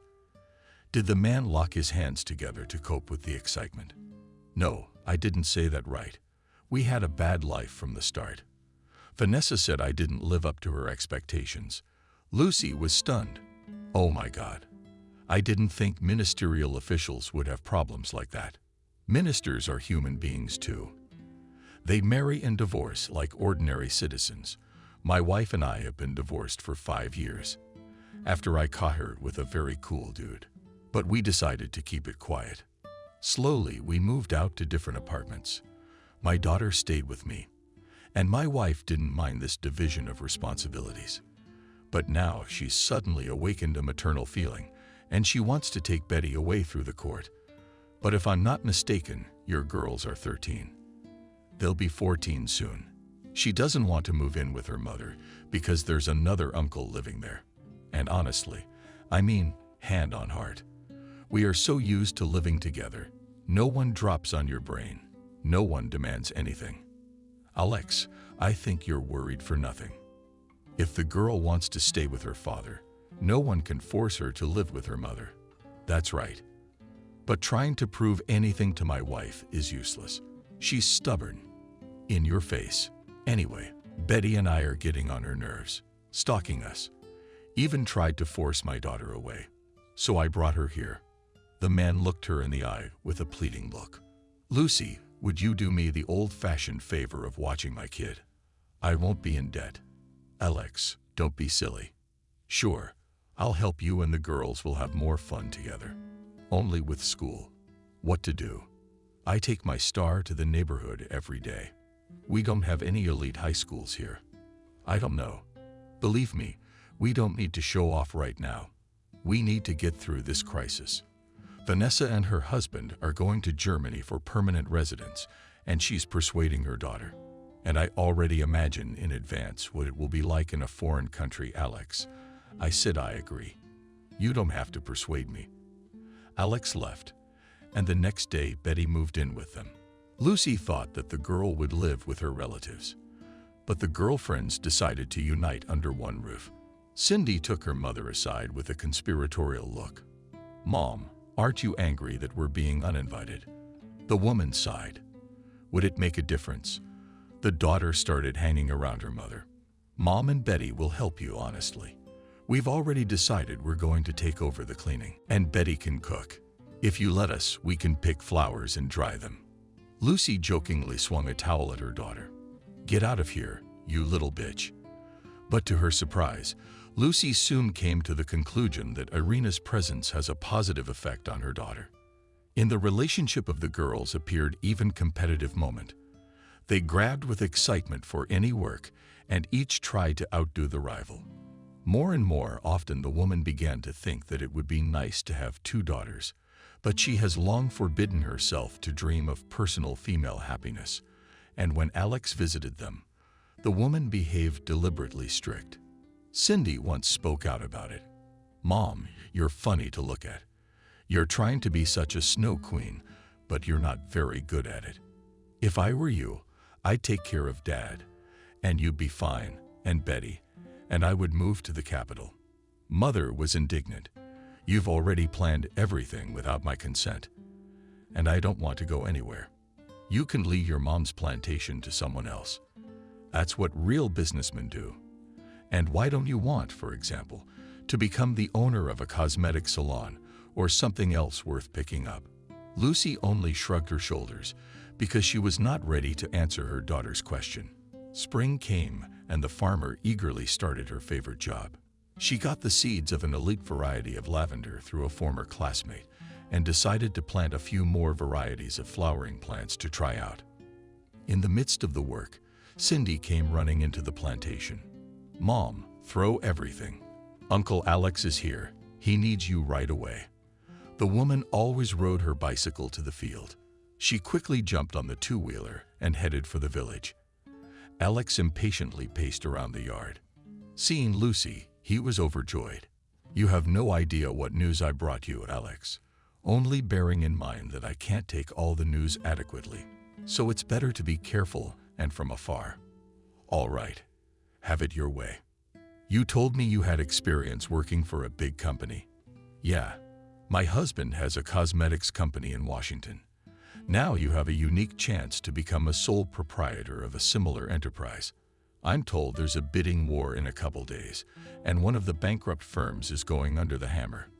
I think you should be interested. It's about time you went beyond your plantation, Lucy. Every endeavor needs to evolve. You're stuck on one rung." Lucy spent the whole night tossing and turning. She had long dreamed of owning something big and promising, but she was afraid. And now it was such a fortunate coincidence. Without waiting until morning, she dialed Alex's number. "And Betty can cook. If you let us, we can pick flowers and dry them." Lucy jokingly swung a towel at her daughter. "Get out of here, you little bitch." But to her surprise, Lucy soon came to the conclusion that Irina's presence has a positive effect on her daughter. In the relationship of the girls appeared even competitive moment. They grabbed with excitement for any work, and each tried to outdo the rival. More and more often the woman began to think that it would be nice to have two daughters, but she has long forbidden herself to dream of personal female happiness, and when Alex visited them, the woman behaved deliberately strict. Cindy once spoke out about it. "Mom, you're funny to look at. You're trying to be such a snow queen, but you're not very good at it. If I were you, I'd take care of Dad, and you'd be fine, and Betty, and I would move to the capital." Mother was indignant. "You've already planned everything without my consent, and I don't want to go anywhere. You can leave your mom's plantation to someone else. That's what real businessmen do. And why don't you want, for example, to become the owner of a cosmetic salon or something else worth picking up?" Lucy only shrugged her shoulders because she was not ready to answer her daughter's question. "Yeah, it's expensive, you can tell, but who would be surprised by expensive clothes nowadays?" Lucy grinned to herself. If the villagers found out how much money she had and how much she was going to pay for an unknown company, half of them would have had a heart attack, and the other half would have rushed to tear out the plantings in the vegetable garden to take up flowers. Lucy could not take her eyes off Alex's hands. He was turning the steering wheel. The cards and the muscles under his t-shirt were moving. She even got angry. She missed the male type. What more could she ask for? No more men in her life. They're nothing but trouble. Alex, of course, is not like that. So let him remain so good, caring, but just a friend. He suddenly turned to her. "Lucy, what are you mumbling about?" Lucy caught herself and was immediately confused. "Who am I?" Did he laugh? "No, unlike you know. When I was following you today, for some reason I remembered how you got your village all rattled, remember? And I had to lie that you were at home with me, and we were reading books." Lucy laughed. "Oh, come on. You haven't remembered for so many years that I'd almost forgotten. And here you are. It was so long ago, and it was such a long time ago, that Lucy had almost forgotten it. It was because of the same grandmother, Helen, with whom she still had clashes. Helen had always had a very nasty temper, and her then cat Jack had the same temper. This Jack held all the village cats in fear and attacked people as well as a chain dog. Once when Lucy's cat, or rather grandparents, came again in battle wounds, Lucy got angry. But Gad, I'll arrange for you to be the kindest, to love everyone, and most importantly 24 hours to grandmother Helen songs to sing. Even then, Lucy was terribly fond of studying the properties of herbs. Of course, though Alex was older, but could not support her. They both didn't think it would have such an effect. For 2 days, Lucy prepared the potion. Alex only asked her if it would send the cat to the other side of the world. No, don't even worry. I didn't do him any harm. How can I explain it to you? It's like moonshine for our men always want always a little, and then fun. And then it's no more fun. As soon as it got dark, and it got dark close to midnight in the summer, the nights are short, Lucy and Alex quietly moved to the case. Alex guarded, and Lucy generously anointed outside the gate dough made by her liquid, and they immediately went home. In the morning, Lucy was awakened for the proper screams. She jumped out of bed and nestled against the window. The girl's eyes became huge at the gate. Helen, in one big circle, walked and shouted. That is, to put it in their language, cats and cats sang. The sight was strange, and from that very terrible. About 40 cats walking in one trajectory and singing. And the cats were singing, so it gave me goosebumps. There's a crowd of villagers standing nearby. People look at this picture with horror and quietly discuss when to wait for the end of the world. Every now and then one of the owners rushes out, grabbing her cat to carry it home. But the cat becomes real at that moment. Fury lashes out and rushes to the gate again. Helen's grandmother went sick because she was sure someone had put a curse on her. And Miranda probably did it, because she can. But Grandpa came up to people in the afternoon and Alex, Lucy, confess what you did. Lucy was ready to confess everything. But Alex said, no, Grandma Miranda, we sat up late at night at the books. And then Lucy went to bed. You saw that. It was the one and only time Lucy had ever fooled Grandma. The courtroom where the estate was being adjudicated was not crowded. Lucy and her companion wanted to take the empty seats, and at that moment someone called out to her, Lucy, what are you doing here? She turned around and turned pale. In front of her stood her ex-husband, but in this man there was nothing left of the self-righteous and arrogant egoist who almost broke her life. Alex watched the meeting of former spouses and did not know how to get out of his ticklish position. To relieve the tension, he reminded that it was time to take their seats, but Franklin couldn't budge. Lucy, you can rejoice, and I am a total bust. There will be a historic event in this room today. My firm, to which I have devoted half my life, will be sold for next to nothing. The man spoke with desperation and loudly, attracting the attention of those present. Lucy felt out of place. More than anything, she wanted to run away from this place. But Alex held her hand. You want me to show sympathy now? You know, I don't have any. You don't. Of course you do. You would have wanted a piece of it, too, and you didn't get it. Lucy suddenly realized how pathetic Franklin looked, like he wanted to get as much sleep as possible. Franklin, everything I need in life, I have. He looked at her with interest and only now noticed that his ex-wife looked pretty good. He could tell the difference between cheap clothes and good expensive ones, and the hair was styled to cut his wife's hair. Did they open a barber shop in that remote village? Franklin shifted his gaze to her companion. There was something familiar about him. I'd seen him somewhere before, but Franklin wasn't interested in him now. So you're saying you're having a great life, but Lucy picked up on it. But how is that possible when you threw me out on the street? Is that what you were going to ask? Franklin staggered back. He hadn't expected Lucy to say it so laudably and directly. But why would she? It was just the way things were. Franklin suddenly thought that, If he put his hand on his heart, Lucy's merit in their venture was, of course, enormous. The next thought made him remember. Lucy had loved him so much, and what if he were to make a quick castling change from Maria to Lucy? She'd pull like a real horse. She'd be able to think of something anyway. These thoughts so took possession of Franklin that he even missed the moment when he was demanded into the hall. He went to his seat and suddenly saw Maria in the hall and frowned. What had she come here for? And almost immediately heard that Maria had filed for divorce, and since she had worked for this company for many years, she was demanding financial compensation as a wife. So the wording was something like this: she worked for the good, and Franklin ruined everything by his unfortunate actions, and she and her son suffered. That seems like a lot of nonsense, except that for Franklin the nonsense was being discussed in all seriousness. He tried to spin his wife with a look, but she wouldn't even look at him. It turns out that if he got something out of the sale of the company, if he got anything out of the debts, it was from Maria. Franklin shifted his gaze to Lucy. That was it.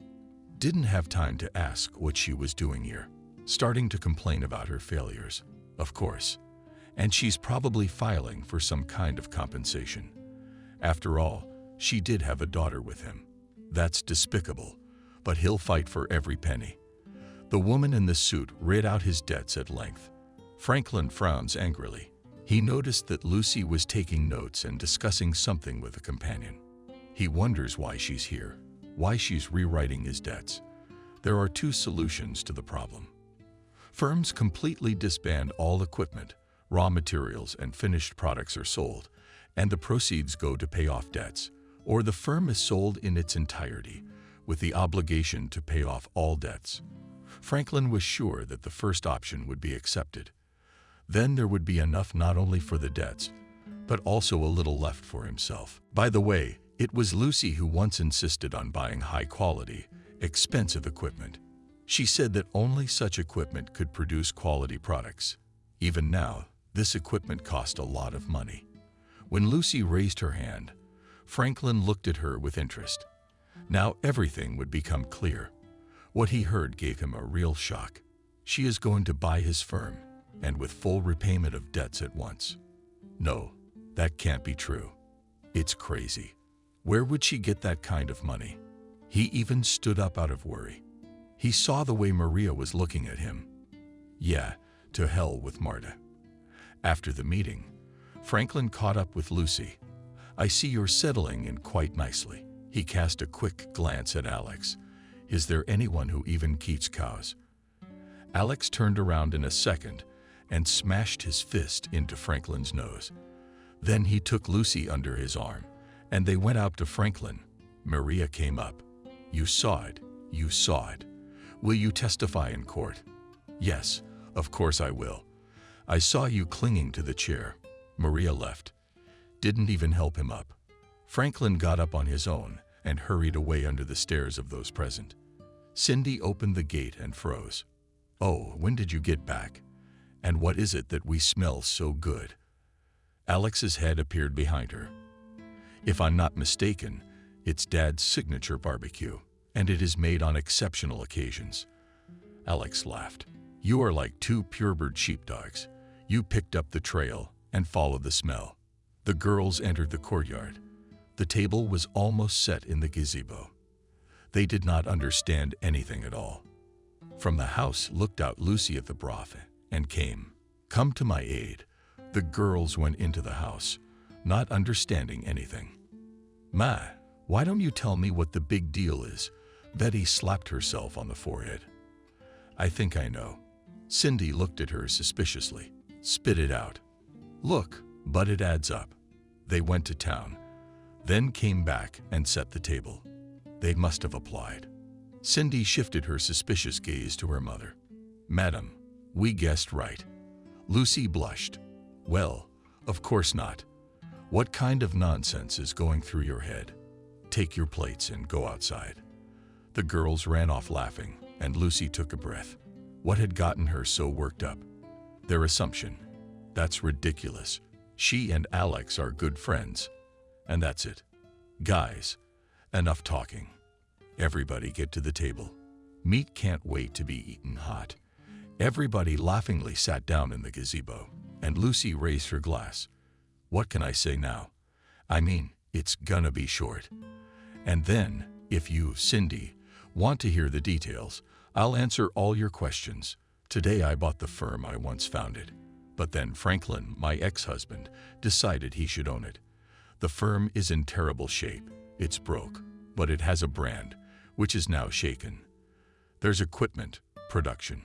I want to raise a glass to the fact that it will prosper again soon. Cindy and Betty, who had been listening with their mouths open to what Lucy was saying, drank their juice machiniatically. And Cindy finally exhaled. The truth about what? The truth, daughter. But it's also true that we're going to have to travel back and forth. And I honestly don't know how to deal with it yet. Cindy looked up at her mother. What's the name of the firm? It's a pretty good sounding name. Franklin Beauty. But I think we should rename it.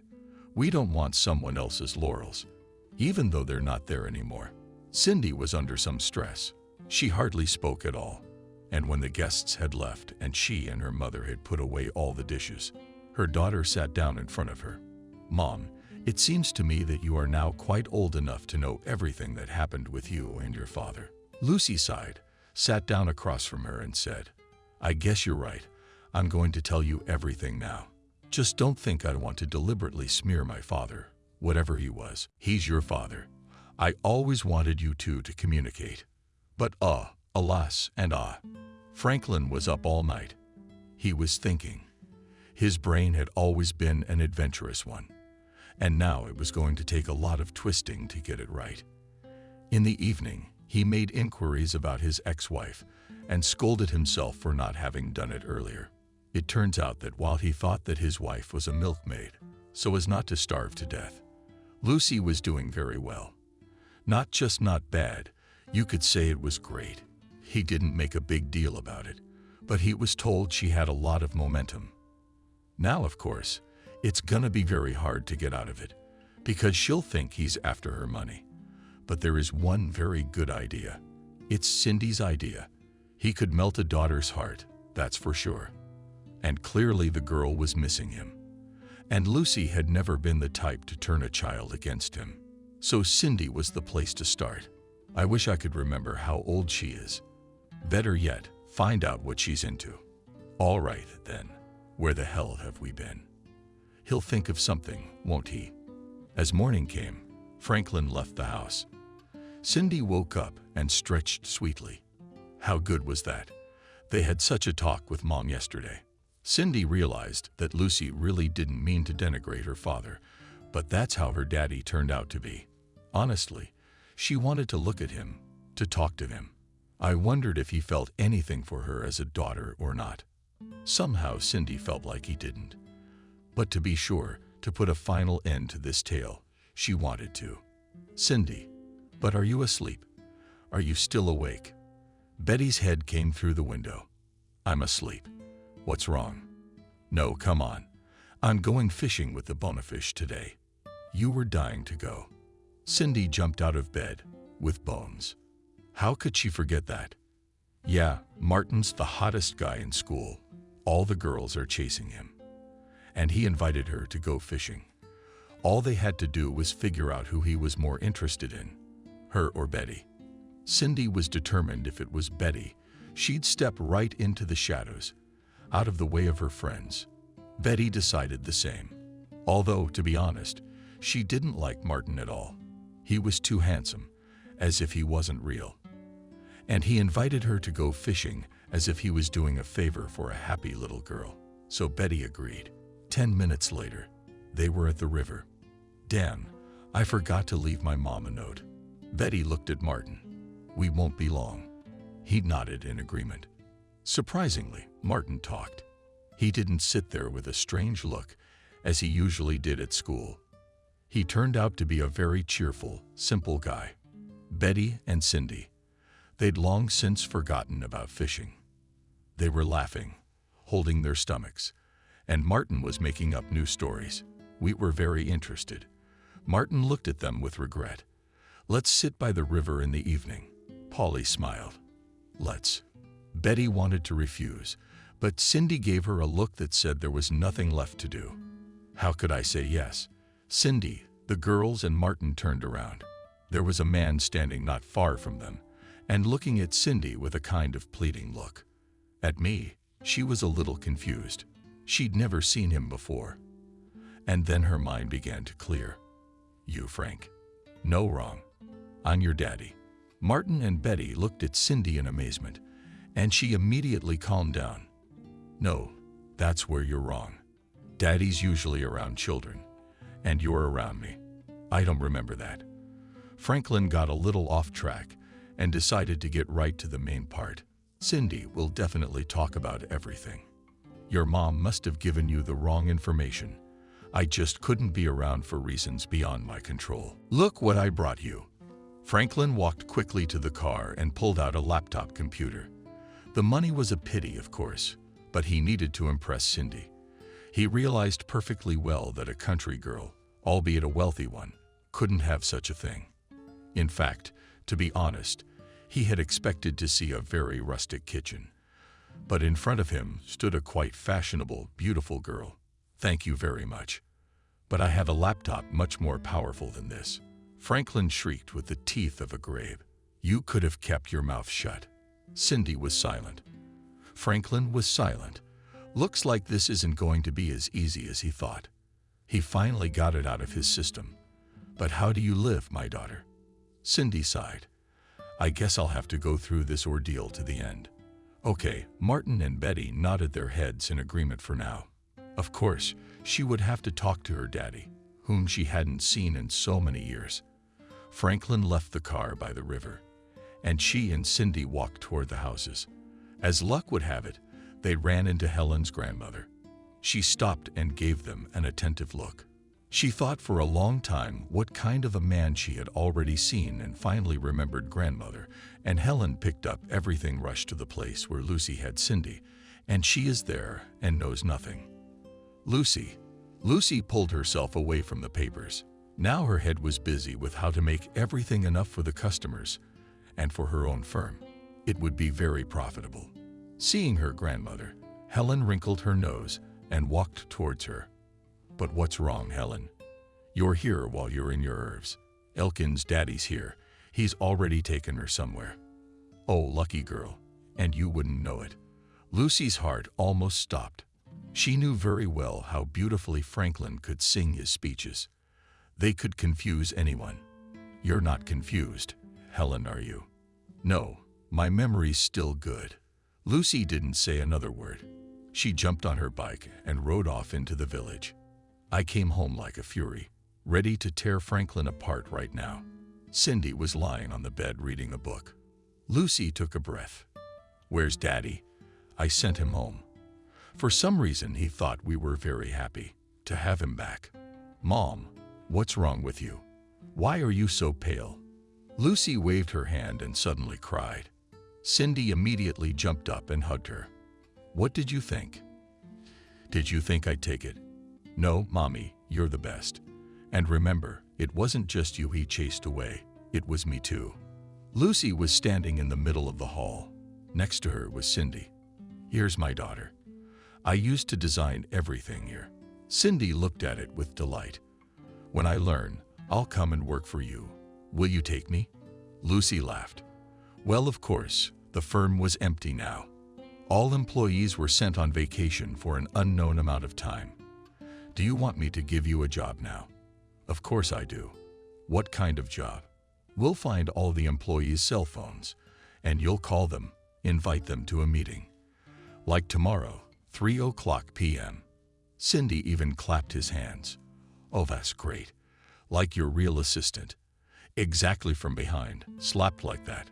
Lucy turned around sharply. Two people came through the door and stopped. It was Maria, her son Kevin. Hello. I was walking by. I see the door open. I realized you were here. Maria looked tired. Actually, she was. She'd been looking for work for 2 weeks without success. No one wanted to take in a wife, even an ex-wife. A man who'd screwed up his own big firm. Excuse me, Lucy, I know this is probably a silly thing to say, But would your firm have a job for me? You see, basically, it's just like you said it would be. Lucy, who a moment ago had been ready to throw the woman out, sighed. Oh, what fools we all are. Cindy walked over to him. Hi. He looked at her with clear eyes. Hi. So it turns out you're my brother. He nodded. It's working. Why are you standing there like you're not my own? Let's give each other a hug. At that moment, Lucy held back her tears with great difficulty.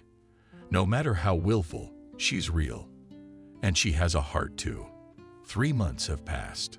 Well, my dears, we have signed very large, lucrative contracts, or rather there are several, but the work will go in the same direction.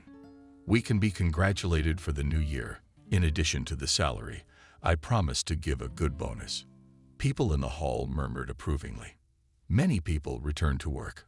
All those who once knew Lucy without a second thought. Those who were younger after the interview with her were those who had already found another job. But those two were slowly pulling up. Maria sat next to her. They had once worked at the same place, and now Maria was helping her a lot. It had been so many years. The market has changed a lot. Today we can celebrate a real victory. The thought Lucy could safely say they'd gone up. Cindy was often at her work too, often staying up late with her, absorbing and studying everything her mother did. So today at the meeting, she sat in the front row. They went outside and got in the car. Shall we go home? Cindy nodded in agreement. A little over a month ago, she and her mother had bought a very successful apartment. Mom, have you talked to Uncle Alex for a long time? Yes, a long time. Why doesn't he call? But Lucy will not tell her that almost every night grabbed the phone to dial him, and then put it off, afraid that she would violate his privacy. If he doesn't call himself, there's no reason to. Mom, that's not right. You know how Uncle Alex feels about you, don't you? Lucy looked at her daughter with a smile. How did she grow up? How? Well, Mom, you understand. Oh yeah. Lucy smiled sadly. You see, Cindy, if he had been interested in me, he would have at least called. Now, Mom, you're not acting right. Why? It's very simple. You don't need his help right now. You're doing fine. So he pulled away to get out of the way. Lucy suddenly hit the brakes. You think so? I'm sure. You think about it. Think about something. Lucy now realized that Alex was always there for her. When she needed his help, he'd drop everything and rush to her. And now that she's doing great, she hasn't even called him. She should call him. Cindy held up her mom's hand, which reached for the phone. No, I have a better idea. It's Uncle Alex's birthday today. She told me. But he'll be back from work in 2 hours. Of course, he's not going to celebrate his birthday. Lucy smiled at Cindy, and in someone so smart, call Betty. You and I are going to the mall. Cindy laughed. Now I recognize you. Otherwise nothing makes you happy. Lucy smiled lately. It was true. Even the successes of the firm did not make her as happy as the upcoming meetings with Alex. Alex had parked the car. She should have at least bought a cake. Betty had obviously prepared some kind of gift. He looked at his watch, and it was a few blocks to the nearest supermarket, which was still working. Okay, his daughter was grown up and wouldn't take offense. He closed the car and moved toward the house, opened the house. Strange, so quiet and no daughter to greet him. He walked into the big room and turned on the light. The air flew streamers from the clapper. Alex even sat down from fright. And then he saw Lucy. You, and she came over. Why did you keep it a secret? That it's your birthday. He smiled confusedly. I didn't think you'd be interested. Well, I was wrong. I'm interested in everything to do with you. He looked at her incredulously. You are? Of course I am. How are you? They stood in the middle of the gamut the girls had set up, and it was as if they hadn't heard or seen anything, neither the noise nor the foil glitter falling on them. Lucy thought she missed her terribly, and Alex wondered why he hadn't confessed his feelings to her sooner. Why had he waited until she was the owner of a successful business? The evening went well. Cindy stayed the night at Ira's, and Alex volunteered to escort Lucy. Yeah, I'll take a cab to get there just fine. I'm not arguing with you. I'll walk you all the way to the door. They rode in the cab holding hands like schoolchildren. We didn't say a word the whole way. When they got to her door and Lucy opened it, they didn't agree on anything. Together, they went inside. Franklin only got the back of the car into the gate the third time. How angry was he? How did he hate the whole world? He's Franklin, supposed to be delivering equipment and accessories for the holidays. But that's all right. He'll be patient for a while. And then he's bound to come up with something profitable.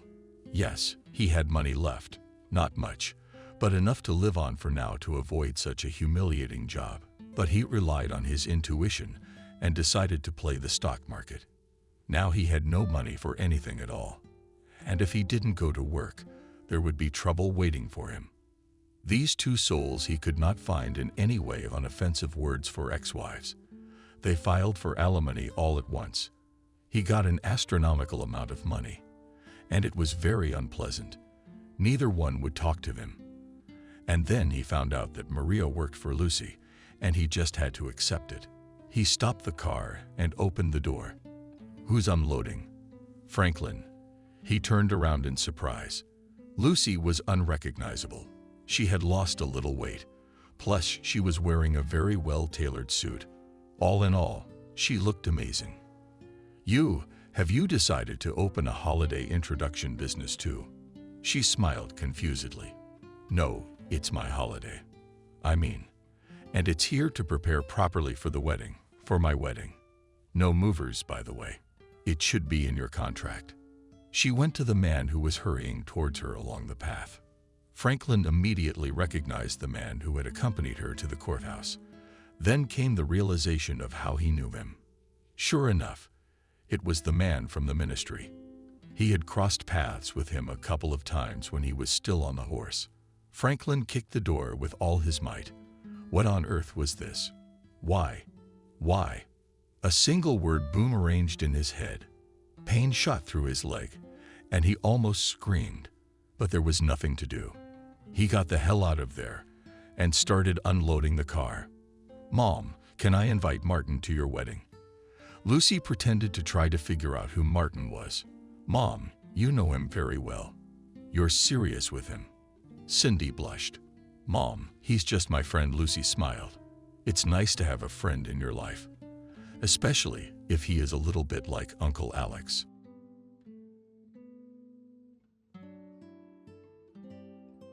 Subscribe and click the bell. Now, Miranda, tell me, what is the subject and what is the predicate in this sentence? Come on, you clever girl, you'll do well. Lisa asked the girl, who had been sitting on the table for half an hour and could not make any progress. On the kitchen floor and wall, the afternoon sun was drawing shining, boring squares. It was summer in the midst of that marvelous pairing when the existence of other seasons can be forgotten. The girl was absent-minded, tired. However, with a stepfather like that, it was no wonder the child was nervous all day long. It's stuffy. I'll open the window, said Lisa, and got up and went to the window. In general, in this one room, where she worked as a tutor, for 3 years already helps the daughter of her best friend with Russian language. It had always been stuffy and dirty and dingy, ever since Miranda Kelly's mom came down with an illness that the doctors had only flailed their arms against, saying to look for money and those who would even take it on. Or better yet, accept it. The case is hopeless. It left the house in a bad way. Lisa and Kelly became friends by chance. They both went to the skating rink one winter, alone, with no idea what to do. What was the right thing to do or how to do it? They went out on the ice, laughing, holding hands. Didn't get crucified. Then it was coffee and pies at a little kiosk here at the rink that they got to talking and found out they had a lot in common. Both were fans of old jazz, hated onions. There were larks in every dish and even, it turns out, lived in neighboring yards. But there were some natural and cool differences between them. Lisa was 3 years older than her newly minted 18-year-old friend. Lisa was from a full, One might say, intelligent family with a mom, a math teacher, a grandmother, a vice principal, and a dad, an art history teacher at the university. Kelly stepped into adulthood from an orphanage and had just gotten an apartment. At times, Kelly felt incredibly lonely because of the way some people treated her due to her background, hurtful and offensive inductions. Unfortunately, even Lisa's family found such people, but she stood up to defend her friend with a mountain and said that she had had enough of giving in to her loved ones and agreed to enter the faculty of philology to devote her life to the Russian language, giving up her dream of becoming a tax collector. That's how Lisa finally defended her right to friendship. She, by the way, supported Kelly in the fact that studying for her is a good choice. There would always be a job. The girls kept no secrets from each other, except for one dark, literally life-altering one. Kelly must and after. Then, 9 years ago, there had been a romance in her life as deafeningly exciting as possible for a first love. He was masculine, strong, bold. Absolutely no match for Kelly, according to her best friend. "I'm sorry, but he's not your daddy," Lisa had said bluntly to Lisa that fateful evening when Kelly had been twirling in front of the mirror, fixing her hair and assessing whether she looked good in a little black dress and a string of pearls, albeit artificial, around her neck. "He loves me and I love him," Lisa replied. I rolled my eyes, because this is not an argument for building a serious relationship. Her friend was like a spell. "He's a bad man from a rich family. But that's just a facade. What's he really like? Do you know what people say about him?" Kelly only shrugged her shoulders. She smiled like a fool and kissed her best friend on the cheek, wishing her good luck goodbye. "He's probably going to propose to me tonight." Ran off on a date that destroyed. Because the next morning, Cindy, as her closest contact, got a call from the hospital. Kelly was in intensive care with severe injuries sustained in a mundane accident. The doctor explained to Cindy that her friend had been beaten and thrown full speed out of a car. Serious injuries touched her entire body. And worst of all, her spine had been hit in particular. They said to prepare for the worst, that she'd be crippled. Except Kelly made an amazingly speedy recovery. But they never found her abuser. He managed to get away, literally fled the country. And then it turned out that Kelly was pregnant, and the doctors unanimously said they had to terminate the pregnancy on the background of traumatic injuries can lead to catastrophic consequences. "It's my baby," Kelly replied, when Lisa, along with doctors, came to convince her to choose herself about her health future. "It's a girl, I can feel it, and she's mine, you hear? I'm her mom, and we're going to be okay." And then, after asking to be left with her friend, Kelly forced Lisa to swear that no one would ever know the truth about who the baby's father was. That this is the monster who did this to her, throwing her literally out of her life when she became unwanted. When love was played out, when Kelly was discharged from the hospital, it seemed at first that life was slowly getting back on track. Acquaintances in the shop supported financially. Get well for now. Then, before the birth, still managed to work. And finally, the baby was born. A girl. Lisa asked Kelly to help pick out a name, and they decided she'd be a car. After all, it's an ancient, beautiful, and magical name. Lifting the baby, of course, was very hard. But Kelly was not discouraged. She worked as soon as she could snatch the opportunity of her mother's new everyday schedule. And even when the car turned 4 years old, she met a man named Charles. True, in Lisa's opinion, it was again a bad lot 10 years older with no living space of his own. Came from a village where the whole family drank. But Kelly said he's a real man who works as a laborer, and the baby needs a father. And then, when it already seemed, well, life is more or less formed, there's nothing to complain about. Then suddenly the disease came back. At first it was just back pain. And Kelly thought she'd just broken her back at work. She also cleaned the entrances of the house where she lived. Then her legs started to lose feeling. The doctor said, "What do you want?" Parents after a trauma like that. And they worked hard. And for the last 4 years, Kelly got worse and worse. Now she could barely get out of bed. Cindy, of course, helped as much as she could, but she could see that her friend's life was going badly. And Miranda was a big part of that. Because Charles had lately started drinking beer to begin with, and as if only after work. Then it was replaced by stronger drinks. Lisa even had a fight with him once, sternly demanding that he think about his family. "It's not mine," curved his lips Charles and piano, and too. But a stranger wanted to call the baby girl something strong, but was afraid. And then alcoholism. Raised a finger aloft. Shaky hands is also a hereditary disease. That's me. I'm still the man of the house, so you stay out of it. What's she doing here? Although I think she's a stupid girl. Miranda, your wife is wasting your money. I don't come to you for money, Lisa replied. She was disgusted. This man, he was not worthy of her friend. In general, such a bright, kinder Kelly should not have happened. Lisa, by the way, the truth, did not take money for preparing the little girl for school and all the other additional activities with her persuaded Kelly to accept the help of someone, and was uncomfortable. Close the window. Charles came into the kitchen. I can't breathe in the apartment. Would you at least mop the floor once in a while? Lisa replied, wash the floors. Are there no women in the house? He pointed his finger in the direction of Miranda, who was sitting on a chair, waiting in a lump. You're a little animal, hoping to escape the eye of the hunter. So rag in her teeth, and off you go. In the village at her age, she can do anything. And this. And then the stepfather, drunk again, spit on the floor, and the princess will learn. But all to no avail, waved his hand, and went to his room. By the way, the room was divided into two parts of the wives' bodies, and in the second half was kind of a nursery.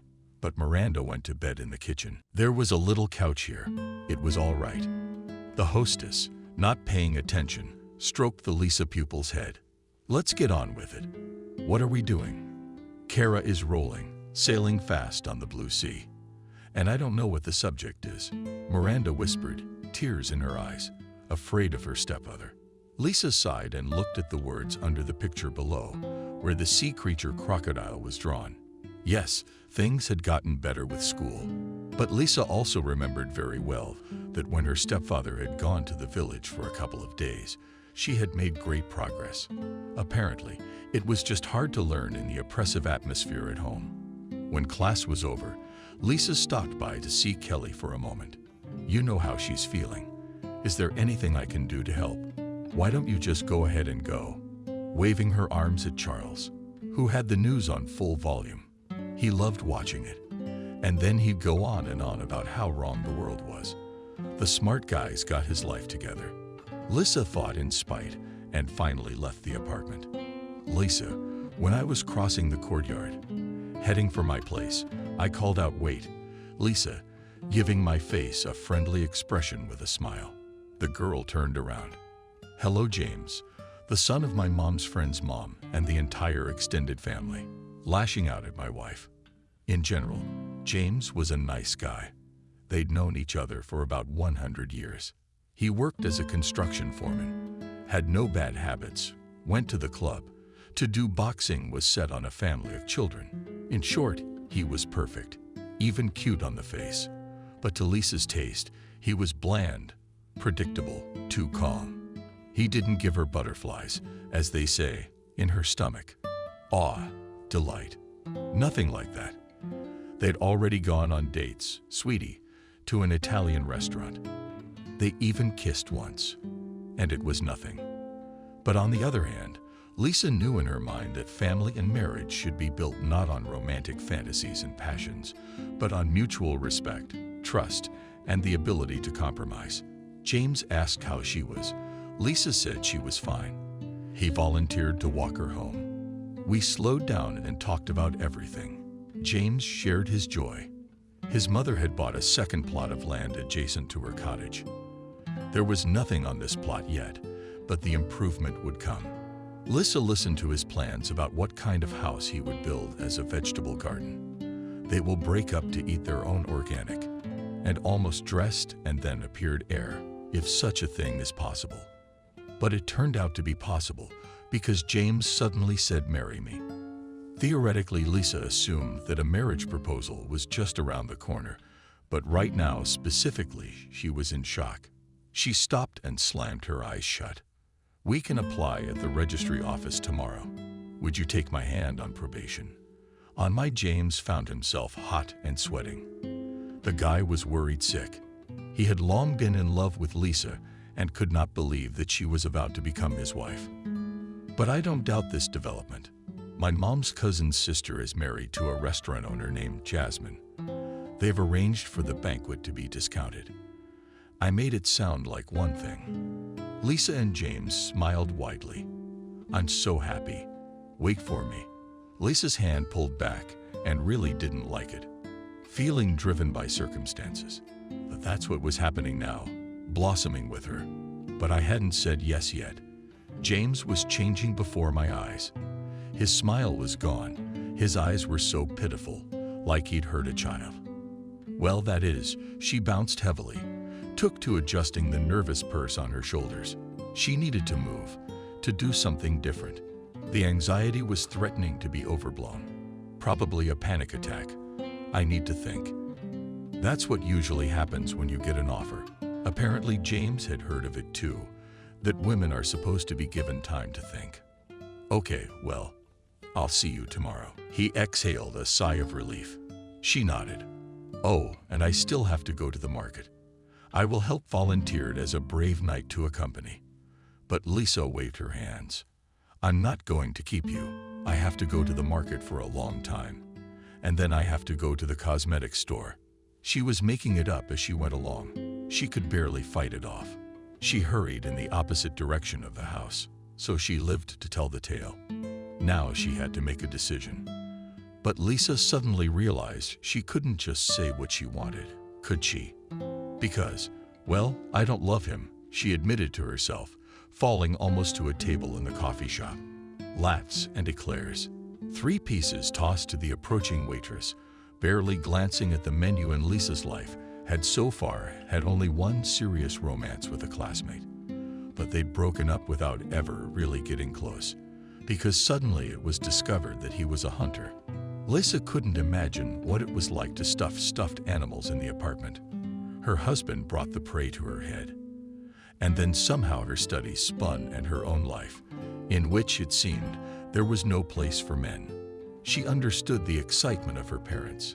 They wanted to see their daughter happy, to have grandchildren. But it was also suddenly clear to Lisa that this was a marriage. What if it was a mistake? What if it wasn't always like this? Like her grandmother used to say about her marriage. Lisa happily spooned into the eclairs with fat, creamy chocolate custard. Goodbye diet, but she can afford it. Life is like that. Afterwards, Medovic cakes, Napoleon tiramisu were ordered. Lisa just couldn't stop. Finally, over a glass of milk, she asked for the bill. She reached into her purse for her wallet and found another note in it. She unfolded it and frowned. Handwriting. Miranda's was scrawled with misspellings, but what she read made Lisa cringe, apparently afraid to speak openly. After all, her stepfather was always hanging around the apartment. The little girl decided to entrust everything to paper. The fact that Lisa was shocked by a marriage proposal, made hastily and without romance at all. It all receded into the background because it was urgent to save her friend. Lisa came home and helped her mom cook. Tisha had a lesson with another one of her students. Through the web connection, she remotely set her alarm for 7 o'clock. Just yesterday, Kelly cheerfully said that Charles would leave home early because he wanted to take a quick train ride to his home village and come back in the evening. There was something wrong with the sewage system, and he needed to help his parents. And now Lisa has decided to take advantage of his absence to have a serious conversation. "This is what your daughter wrote," handed her friend a note the next day. Came, Miranda opened, walked to the room where Kelly was lying, advanced 100 to the bed, and sat down. "What is it?" Kelly squinted, reading, then rounded his eyes and shook his head. Already she opened her mouth to say something. But Lisa cut her off. "Are you saying the kid's making this up?" No, I can understand you wanting to keep your family together. But if that's true, there's nothing left to save. The helpless woman's lips trembled as she lay there. Her eyes filled with tears, because the complaints the little girl was saying to her aunt's tutor were true. Charles, indeed, beat Mom at home really no to eat, because Charles' salary primarily on herself spent mostly on alcohol more expensive, because cheap, as everyone was told, liver, daycare. Kelly for a long time strengthened, believed that just this is a difficult period of life. After all, she's completely sick, can't work for her husband, all the household chores have fallen, and since there is no money for a caregiver, I had to take care of her.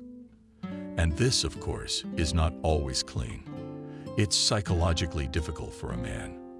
But then one day, on a remark that he did not boil porridge for Miranda for breakfast and for lunch, there was no hot dinner either.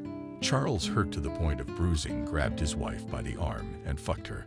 She screamed that he was a man and making money, that he was tired of messing around with both of them.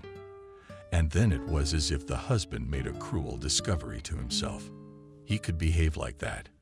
He could take out his anger and irritation on his helpless wife, who was not going anywhere. But you can't do that, Lisa said, when her friend had finished confessing how they really lived. You have to do something. You have to break up with him. Break up with him. And then what are you gonna do with me? I'm sorry, she added, immediately realizing how unfair it was to be treated so unfairly by a friend who was always there to help. But I'd be lost without him. I wish I was healthy. By the way, is there anything going on with the funds? Lisa asked. It was her idea, by the way, to sell ads to various fundraising charities. Not really, answered Kelly. The amounts needed were astronomical. And not just for one-time treatment, but for major surgery and long-term rehabilitative care. Charles, well, I thought I'd just tell you how thin it was. Charles said that if I went to the hospital, I wouldn't be with Miranda, that he'd put her in an orphanage. He's my husband. Said he had the right. And Kelly cried. Cindy wanted to cry too, but instead she told her friend that please don't scare the baby with tears. She went into the kitchen, looked in the refrigerator. It was empty. Ran to the store, cooked soup, chicken cutlets, and more charlotte with apple and cinnamon was going to. Actually at home to help my parents put up wallpaper. But she called and said she had to leave for one class. And I didn't regret cleaning up a little bit. It was for a good cause. If she'd said it straight out, they'd have grumbled. Lisa fed lunch to her friend Miranda and could finally get on with what she had to do. The thing was that she had only shown Kelly one part of the note, and she had torn off the bottom part because Miranda had written something unimaginable. Lisa talked to her about it quietly after lunch. Miranda, how do you know about Aunt Redhead? See, said the bully. Daddy goes to their house. See, he says, sneaking around like a thief. The named Rick was indeed known in the neighborhood yards as a dashing, ill-mannered boy from a dysfunctional family, and his mother raised him alone. Lisa decided that she would not say anything about the possible infidelity of her friend's husband. First, we have to make sure it's not a childish fantasy. Strange isn't a mistake. Lisa found Rick suffering. The kid got behind the garages with his buddies, and they set up some kind of headquarters, lured him out, barely swore an oath. That she wasn't some neighbor with a complaint about broken windows. In fact, she's an acquaintance of the family, Miranda. What do you want? The teenager asked suspiciously. Lisa told him what she wanted. Well, he comes by all sorts of things. His mom's expecting him again tonight at 10 o'clock. So you'll probably tell his wife everything as usual. Yeah, sure. But Kelly is very sick, and she can't be worried. So we need to think about how we're going to handle this. You adults always make everything so complicated. You can come back tonight and see for yourself. And he explained where to find their apartment. Said that if you go in from one side, the house, there are small and bushes in the suburbs, all the way around, or could you then literally peek through the window? Lisa only shook her head. A little spy. But she thought the boy's idea was a great one. Lisa, where do you get to all day long?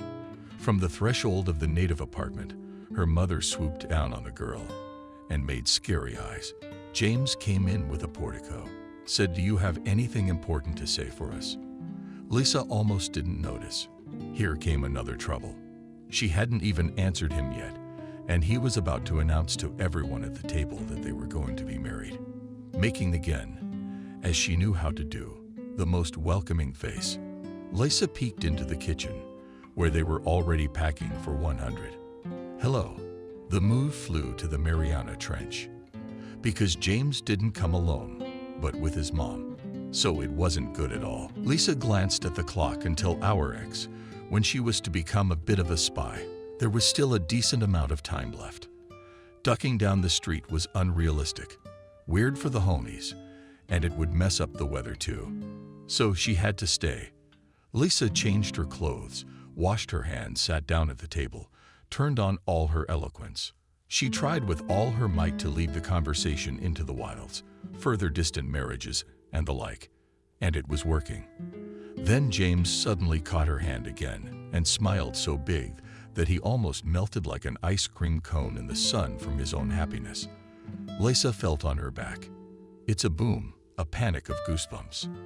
I had Kelly forget this phone, made up a lie on the fly, and pleaded to no one in particular that my phone her ringtone, which all the household knew would not ring inappropriately. Lisa now. James reached for her, but she had already jumped up and gone into the other room. She got ready to go out as quickly as ever, without even waiting for the elevator. Because the drive seemed to be boiling in her blood, she ran down from the 10th floor on foot, jumping over the steps in places. The rain had stopped, but the wind was chopping viciously, sharp with damp gusts. Lisa framed her face against it with a squeeze. How good is she? She'd think about marriage. James wasn't a bad guy after all. She'd be like a stone wall behind him. Maybe it's his love that'll keep the marriage together for life and never cheat, never hurt. And the fact that she doesn't love. Maybe that's nothing to married life. Immersed in contradictory thoughts to herself, Lisa reached the right place. She pulled out her phone, turned on the video recording, and quietly walked up to class. The windows did indeed appear to be low, and the fact that there was a vent open allowed her to hear what was being talked about in the room. There was a red-haired woman, the mother of Vitya and Charles. They were sitting at the table and drinking tea, talking. And what Lisa heard came as a shock. It turned out that Charles had been hoping that Kelly would get worse soon, and then, citing the fact that he couldn't provide her with proper care, he was going to put her in some boarding school. What a bastard. Lisa, gritting her teeth. Charles was also rudely dismissive of his stepdaughter, and he was going to take the kid somewhere too. Boarding school. So Charles wanted to become the sole tenant and outright landlord. Too bad there's no way to sell it. But maybe I'll think of something, as the drinking buddy added at the end of his revelation. Heard and seen and captured, but on the camera was enough. Lisa quietly descended the hillside, got out of the bushes. It turned out to be a briar bush, clinging mercilessly to her new dress. What kind of day is this? The girl was indignant, assessing the damage to her clothes, but then laughed nervously at Kelly and her problems. That's who's in real trouble. And the main thing is not clear what to do, how to help. Lisa came home feeling very upset. It took you so long to get the phone. Yeah, she met her mother again on the doorstep. The apartment was quiet.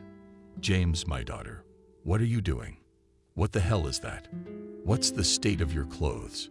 Said the parent, seeing the state of your clothes. Just a little walk in the park, and got caught up. But don't start with James. I'll do the talking. Why did he leave? He didn't want to leave. He wanted to wait for you, but Clara said they had to go. Holly, don't make him angry. The mom-to-be also told me what he said. So it's clear that you're getting married. Who is clear? Give all you, daughter. Didn't you realize James, your husband? Lisa rolled her eyes. Now Mom sounded like some kind of educated, cultured grandmother. So let's drop this conversation. After all, He's the one who wants to marry me, right? So the decision to make me not too polite, but from the bottom of my heart, replied Lisa. We sighed heavily and shook our heads, but did not say anything more on the subject. We do the dishes, though. It's your turn. Lisa agreed with that. Hands on something while your head is thinking, what's the next step? It turned out to be very useful and sedative for the nervous system the next morning. Lisa wasn't ready to talk to her friend, but she just couldn't find the right words and couldn't imagine how Kelly would live with that awful truth. And if you tell Charles, how will he behave then? Lisa decided to take some more time to prepare some plan. She started to get ready for the next student's class. In general, Lisa always crossed the road strictly on the green and on the zebra. But this time, the bus was delayed because of a breakdown on the route. The students' parents were the kind of people who would change one little thing. Lisa was in a hurry and decided that if she ignored the rules carefully, nothing would happen. And so even though the light was red, she dashed across the street. She won a minute there. She'll be on time. But it didn't work out. And to blame for everything was a thin, high heel of the new torpedo, which got stuck in the grate, literally half a meter from the sidewalk. Lisa started twitching her foot, then turned around at the shrill signal. Eyes widened as a huge black SUV sped straight toward her. She had time to think she could decipher the shoes and free herself. Also had time to think there was no time for that. I squeezed my eyes shut, having time to think one more thought, that it seemed that life should be all flashing before my eyes at such a moment, and she was being silly. And then there was a squeal of brakes. The SUV stopped lightly, poking the girl's blunt nose literally in her legs. Just a little more, and the irreparable happened. Lisa cautiously opened her eyes. Are you sick of living? And immediately met her gaze with the fury of the driver's eyes. Oh, said the girl to herself. When the big man in a leather jacket loomed over her, he had powerful square jaws, but with Rybinskaya unreal blue eyes. Black hair, raised in a fashionable in the manner of the 60s hairstyle up. Stupid, sharp in the face, wearing the fresh copper breath. Lisa felt some strange thrills and goosebumps walk down her back at the proximity of that word. Exactly the Viking of the giant. Then suddenly recognition came. She'd only seen the man who'd broken her friend's life once. But it was that face that was memorized, and now it was right above her. Lisa acted as if on instinct. Her hand flew upward and clashed ringingly. The man pranced. She touched herself on the cheek, then looked down at her palm in surprise. Right there could show in ink the explanation of the deed, almost knocked down by him to the stranger. Scoundrel, I shouted at him and wanted to come at him with my fists and with my handbag, but I forgot that I was stuck, aghast, and awkwardly began to fall. He picked me up. He held her, naturally, in his arms, so she forgot how to breathe. Young lady, calm down. I'm sorry, are you okay? Are you in pain? Yes, it's my fault, but let's not fight. She's read herself. Why'd you run? I was just a stream of words. And she looked with all her eyes and did not understand why it is so difficult to curse this monster on the spot. Let me go, she whispered, and he gently let her go. Crouched down, grabbing her leg, I deftly turned Kova's leg, so that the heel slipped out of the bars. I had to lean on the man's shoulders to keep my balance. I hate you, I said coldly, as frozen by the word when he took the man for margarine, but then suddenly grinned unkindly too. For running the red light yourself, you fool. No, you're not. You ruined my friend's whole life. And Lisa, always so strong, who never went out of her way for a word, was suddenly torn. You asshole, you're her. She had a baby girl. You're finished. We're gonna get you for what you did. And then she went on to say everything she thought. Okay, stop. Shut up. You either ordered me to or you asked me to. I didn't do anything, Kelly, because my name is Rick, and you're talking about Mason. That's my brother. What brother? You look just like him, don't you? Well, it's not my fault we're twins. Lisa couldn't believe it. The man walked back to the car, came over, and held out his passport again. "See, I have a different name." Lisa stood frowning, trying to put this puzzle together. She remembered. Kelly had actually said that her boyfriend had a twin brother, only they didn't get along. "I'm sorry," sighed convulsively and wrapped her arms around herself. "I was wrong. Yeah, but it's been worse. A brother's legacy." The sky, meanwhile, had clouds somewhere waving in the sky and asphalt. Then the first drops. "All right, give me a minute. I'll park properly and we'll talk about it. There's a cafe over there," waving at the sign. "Will you tell me what happened there? 'Cause I didn't get it." Lisa agreed. They went in, sat down at a table. They ordered a cup of this flavorful drink. But Lisa didn't even touch her cappuccino. She stared intently at the man across the table. Definitely not. Rick rolled his eyes. How else to prove it? "No, I'm not Mason. He is. He's dead." "What? The car accident 9 years ago?" "He was in China then and decided to race on the track for a bet." "If that's... well, that's the case. He was a real piece of work, but he was a brother." "So what happened?" "You said he had a kid." "Yes." Nodding, Lisa finally sipped her coffee and told the short story of how Kelly had fallen into a vicious affair, how she barely survived, and had decided to keep the baby at the cost of her own health. About how she was suffering now. Rick listened attentively, only occasionally asked short questions. "I don't know anything about it," he replied. And for some reason Lisa believed him. "I was in New York at the time, and I was still in school. Then I was told that Mason had gotten into some kind of trouble and had left the country. They said he'd given up everything. I came back 2 years after that. My father handed me the business. That's how she's been getting out all these years. I had a niece living in the neighborhood, and I didn't know it." So slammed his palm on the table. "So it was just fate that brought us together. I was supposed to leave for Italy tomorrow, but it turns out I'll have to stay late. Business can wait." Or she said no. "So, what are we gonna do?" I don't know," Lisa shrugged. "What do you mean you don't know?" "Well, you can't leave it like that. It's complicated." The girl already regretted her frankness. After all, this Rick, though he made a nice first impression, was still in the Singh family. And if even half of the rumors about them were true, they were clearly not people who could be trusted. Lisa suddenly thought about the fact that maybe it was not favorable for them to have a woman who had a child with such a person. In case they, Rick's relatives would take the whole story hostilely. Theoretically, if Kelly had a different temperament, she could try to get them to support her and her child, all be born out of wedlock. In fact, from what Lisa knew of the Smith family, they didn't give a damn about their personal reputations. But still, maybe it wasn't for nothing that her friend begged her to keep Miranda's origins a secret. What's the big deal? Rick smirked and leaned back in his chair. "We moved the child's mother to us, and that's it." "Where to us?" Lisa asked cautiously. "Well, home.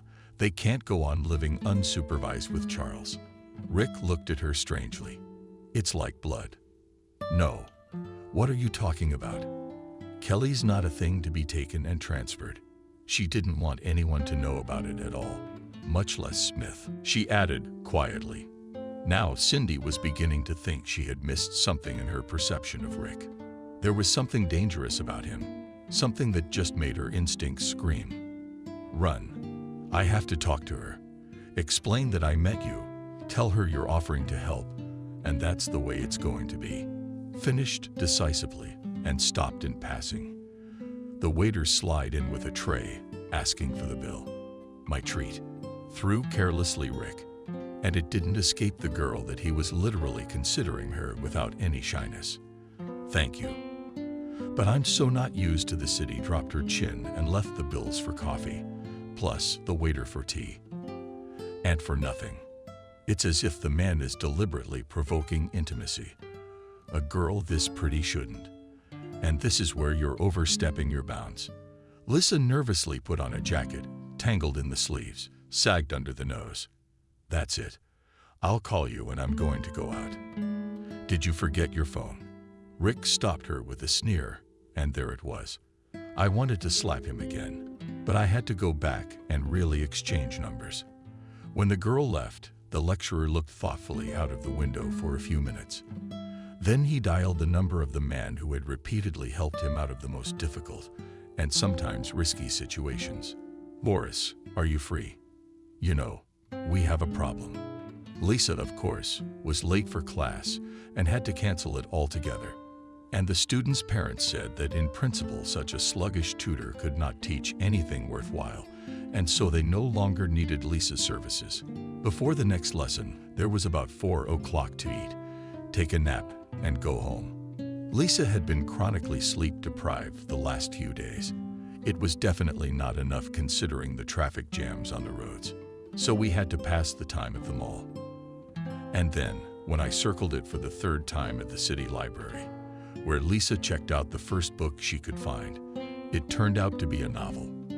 A paperback about a duke and an innocent waif. She opened it to find she didn't want to read it, and she plunged into her thoughts. What did she know about these Smiths? Nothing she'd deliberately learned about them. Well, she'd heard about them here and there. Seems they owned a few businesses in the area, and they were rich in the country, except that Jacob, the father of the family, was said to have made his fortune in the Nennides in a far from honest way. And Noah had raised his son alone. At least Noah had raised him abominably. Or so Lisa thought. Evil in a person can initially exist. No matter how you raise him, there was more. So it was known that Smith owned some business abroad. In Italy, the same Noah was involved in a dirty story, it seems, connected with smuggling something there. He shrugged. Lisa glanced at her watch. Well, it was time. We can go to the student. And for the nuances of electively punctuation marks, forget all about it. The next day, having gotten a moment when Charles wasn't home, he left for work. Lisa stopped by her friend's house, determined to have a conversation. The car, naturally, to protect children's ears from the serious subject, was sat down to watch cartoons, and to be safe, was provided with a bowl of cookies and a cup of cocoa. Kelly, as expected, took everything hard. It cost Lisa a lot of work to calm her friend down and tell her to hang in there. When it was revealed that her first love and abuser had died, Lisa told a small lie because she didn't believe it herself, and tried to convince her friend that if the man knew he had a daughter, he would surely repent and realize what a horrible person he was. Lisa said all this to bring the conversation to the next topic, the offered help from Rick. At first, Kelly had desperately rejected her and didn't need anything. Lisa had to be cruel and say straight up, well, what don't you need? Health to be. Stop it all, I can't do this to you anymore. You're Charles. He's not a husband. He's just as nasty as Mason. No, don't say that. It was Kelly first. But Lisa just handed her the phone and showed her the secretly recorded tape. Then she hugged her tightly and looked into her eyes and told her to hold on, because she couldn't do otherwise, and she couldn't act inconsiderately either. It was therefore in no way possible to tell Charles that his evil plans were already known to everyone. The wise thing to do would be to lay low, to see what use could be made of Smith. Yes, it is Mason who has ruined your life, but my opinion will not change. Help should and can be accepted at least as compensation, including moral compensation. It just so happens, girlfriend, that you have to choose between two evils. Think about your daughter. You'll get back on your feet. No one is forcing you to be friends with these wolves. Lisa smiled slyly. I'm just taking advantage of the help. And then goodbye. You'll live independently with your daughter without any idiots. That was the end of their decision. Going out to her friend's house, Lisa, taking advantage of the fact that it was a day off, went to the beauty salon still a week ago signed up, decided to change the brown in hair color, and hair by a fashionable coloring called California Appellation, with which hair seemed as if in the burnt sun, but looked beautiful. On the way, Rick called, saying they needed to meet and talk. It was agreed that he would drive up to the park. The weather was beautiful. We could talk there too. It looks good on you. So, First, said Rick, when she got to the appointed time and answered and thought she really shouldn't care what this guy thought about her altered style. They walked the field of the park, and Lisa relayed, naturally, only partially the outcome of her conversation with her friend. Rick said that it was not a problem to find the money, and moreover that doctors could get it here even abroad. You don't have to go far, Lisa said. He shrugged. And then the topic turned to her own person, strangely unnoticed. Cindy told him who she was, what she did for a living. Cindy realized that this was not the point of the conversation. She was embarrassed, angry at Rick because he'd started it first. Lisa, hello. It was James' voice, the groom, chosen unanimously by all the family except the bride. He had crept up unnoticed, literally ducked out from behind the bushes, and now looked confused. Somehow he reminded me of Owl, good-natured, and a little clumsy. Who's that acquaintance of yours? Name's Rick, and this is James. He's a friend of mine, she answered, but averted her gaze because she couldn't bring herself to say it. As everyone said her fiancé can't reach you, gently rebuked James. My mom is asking for you hi to her. Lisa bent over, picking a gray dandelion off the ground. Why aren't you getting a haircut? Mom always said hair is long. It's your jewelry. You know it's my hair, and I do what I want with it.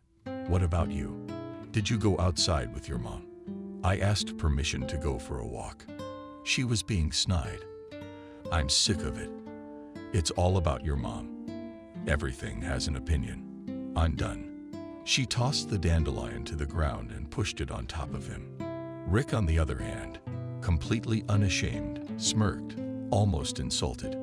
Yeah, boy run. Who are you anyway? James, I've never seen Lisa so annoyed before. Why are you even bothering with the bride? What about the bride? Rick and bent over, struggling, and suddenly caught Lisa's hand up to her lips and kissed her gallantly, but with a frank and predatory look in his eyes. Accept my congratulations.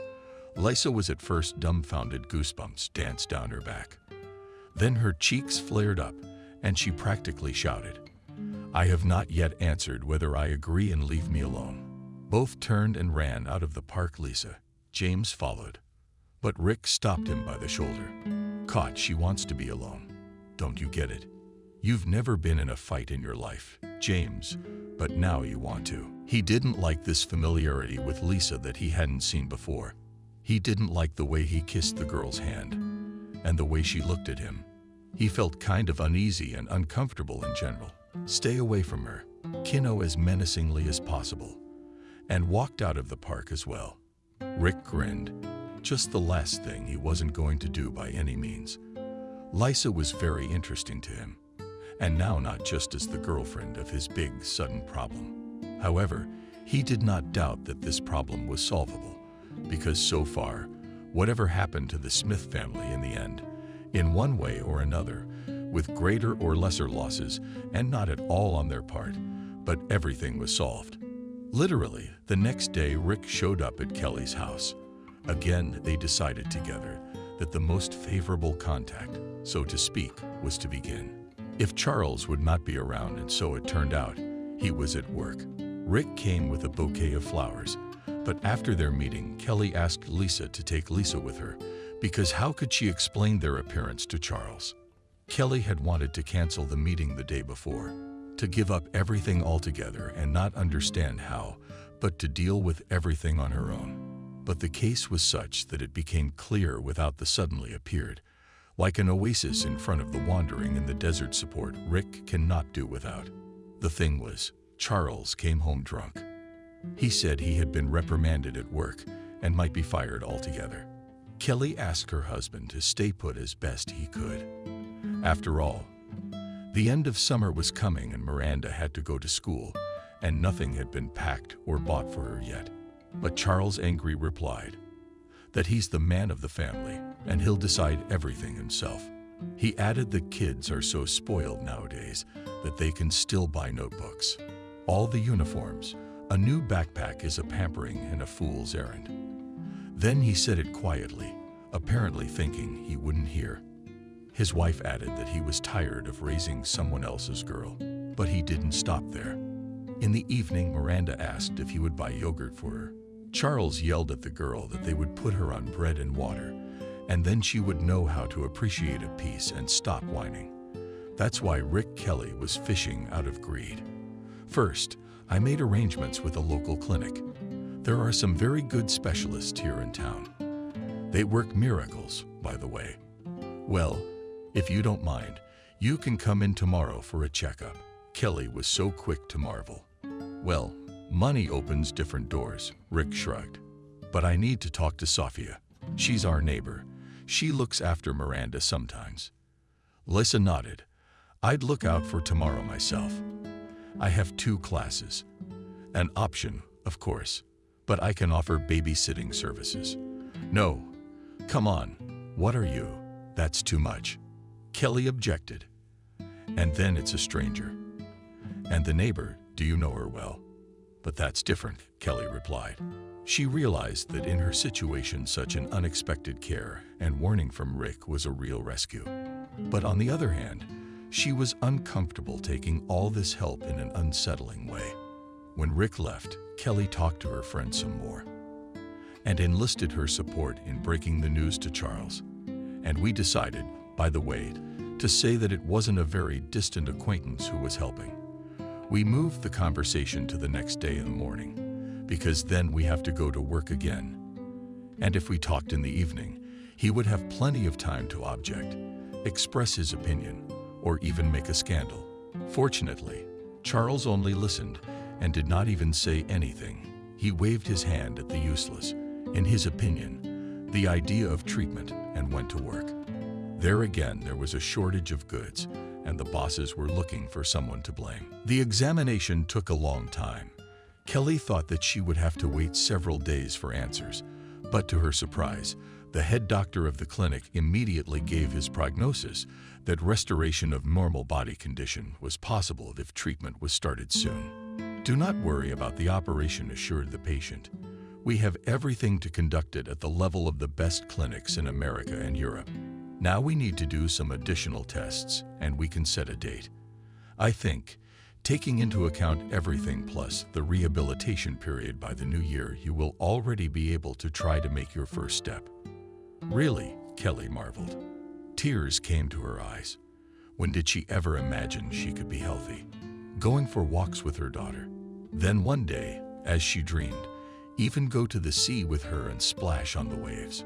She immediately pulled herself together. The sea is far away. The main thing is just to get healthy. Lisa's thoughts in the last few days were occupied with the fate of her friend. There was almost no time for herself. However, it did not care much. Everything in the girl's life had long been subordinated to the usual routine. Classes with students, a little fitness, watching her favorite TV series, plus revision and above, and also household chores. What kind of personal life is there? Even if the relatives seem intent on getting you married as soon as possible. AP, are men in short supply? Lisa asked, carefully, without rushing. Are you molding another jam and cottage cheese? On the day of their big molding, the family gathered at the table and did not do without the topic that unnerves Lisa. No, of course not. It's just that, Mom, and I think James would be a good husband for you. And what I think is of any interest to anyone at all. I'm not arguing. James is a great guy and really would only make a good husband for someone else, I guess. Why? Why don't you like him? Lisa's mom backed up her dad. Well, there's just no spark, the girl answered honestly. Bah, granddaughter shook her grandmother's head. A spark is dangerous. It happens, but how can a fire happen? Lisa froze, noticed that the dress wet hibernation bored and dumplings to mold. And about the groom to talk about everything. I've had enough of half-finished products, said getting up and growing palms. I'm gonna go see Kelly. Will you do something with her? A grown married woman. Mom was outraged. Age and marital status are no barrier to friendship, shouted Lisa, already out of the bath. To wash her hands was the way to go. But in reality, Lisa didn't go to her friend's house, but to a completely different address. And she decided to do it without warning, because she wanted to see in person and find out where her friend was theoretically going to live. The fact that it would be better to move out of the house where the husband aggressively cheats under the nose of his wife and is up to no good was no longer in doubt. "Let me in to see Rick Smith. Can you tell me Lisa's name?" Businesslike reported into the intercom outside the mansion, located in a picturesque, ecologically clean neighborhood of the city. But I guessed right.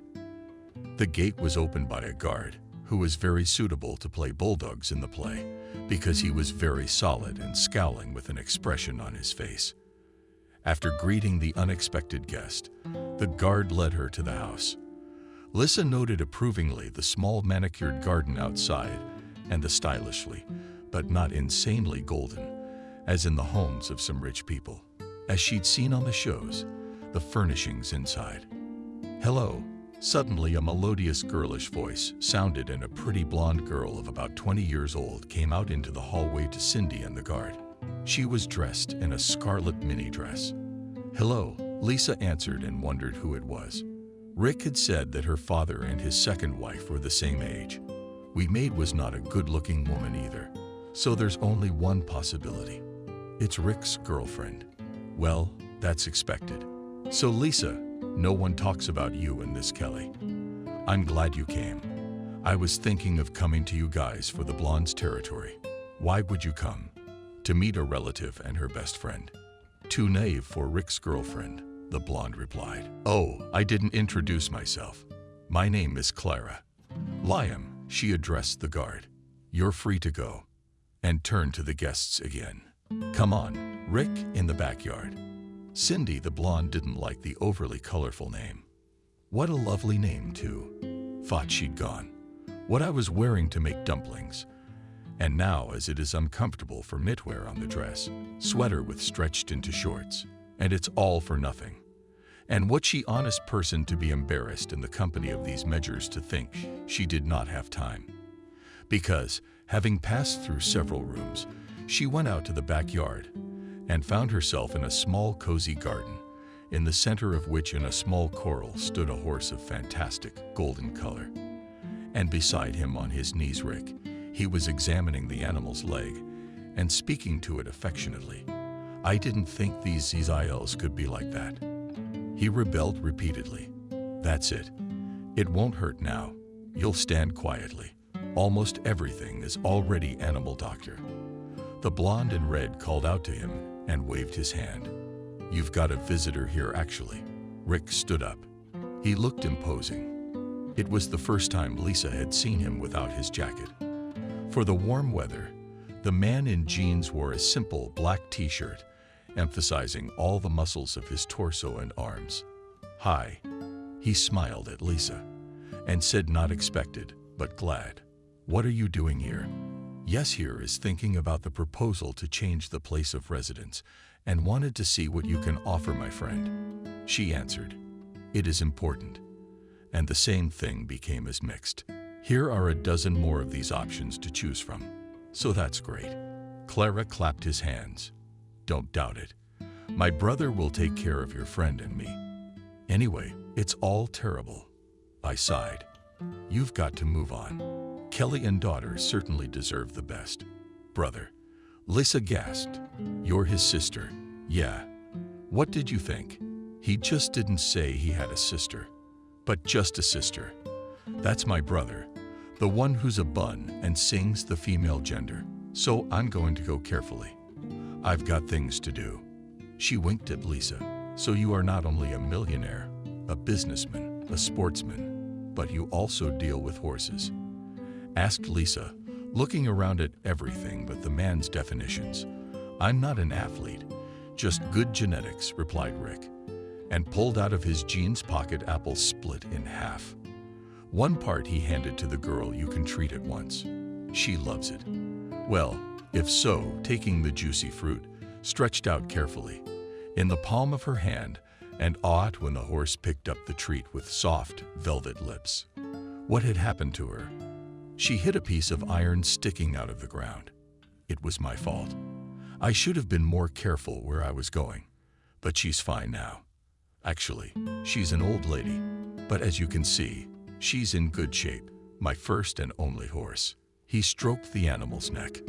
"My father told my brother and me that there are 2 gifts for New Year's Eve, a horse and a car. Mason chose the second one. I got one." And then their fingers met on silkwood, and it felt like a tiny bolt of lightning struck. Lisa took her hand away and stared down at the toes of her shoes in embarrassment. "I actually came here to talk about Kelly. Since you're offering your patronage, it seems silly to turn it down. You don't think Kelly's stupid at all. It's just everything that's happened. Everything that's happened in the last few years. It's really affected her, and I don't want to. I can't let her make the wrong decision because of me. I understand. So you're sort of her representative." "All right, Mr. Representative. Ask questions, make terms, we'll negotiate." It was said lightly, jokingly even. But Lisa knew the conversation was going to be serious. Kelly had come to terms with her position over the years. And if in nature there were some stages, which, according to the theory of many psychologists, a person who got into a difficult, nightmarish life situation should go through, she had overcome them in a flash, quickly, being on humility. It wasn't the kind of resignation that seemed to make the world seem black and white, and you didn't care about anything or anyone. Kelly simply decided to let go of the past, not to let it bother her anymore, and to focus on the only and truly important thing, the baby. It was her daughter that was the motivation to get her health back and work harder. It was Miranda who kept the discouragement at bay. True, now it was also necessary to recognize names in great and better motives. Kelly had made many mistakes, and chief among them was her marriage to Charles. Now, after a long time, she realized that she married him out of desperation, because it seemed, well, who else needs her? Orphanage without education, of the highest with a child in her arms, and even sick. So she took Charles as a savior, and all his shortcomings, from stinginess to neglect, sometimes even contemptuous rudeness to himself, passed by. I thought if it wasn't too bad, it would do. It won't get any worse. But it turned out it could be worse. And now Kelly was just scared. For her daughter. And a little bit for herself. But that fear had only possessed her in the past few days. And now, when a man appeared in her life, outwardly a point of support, a copy of the one who ruined her life in character and intentions, it seems his exact opposite. Now the fear has receded.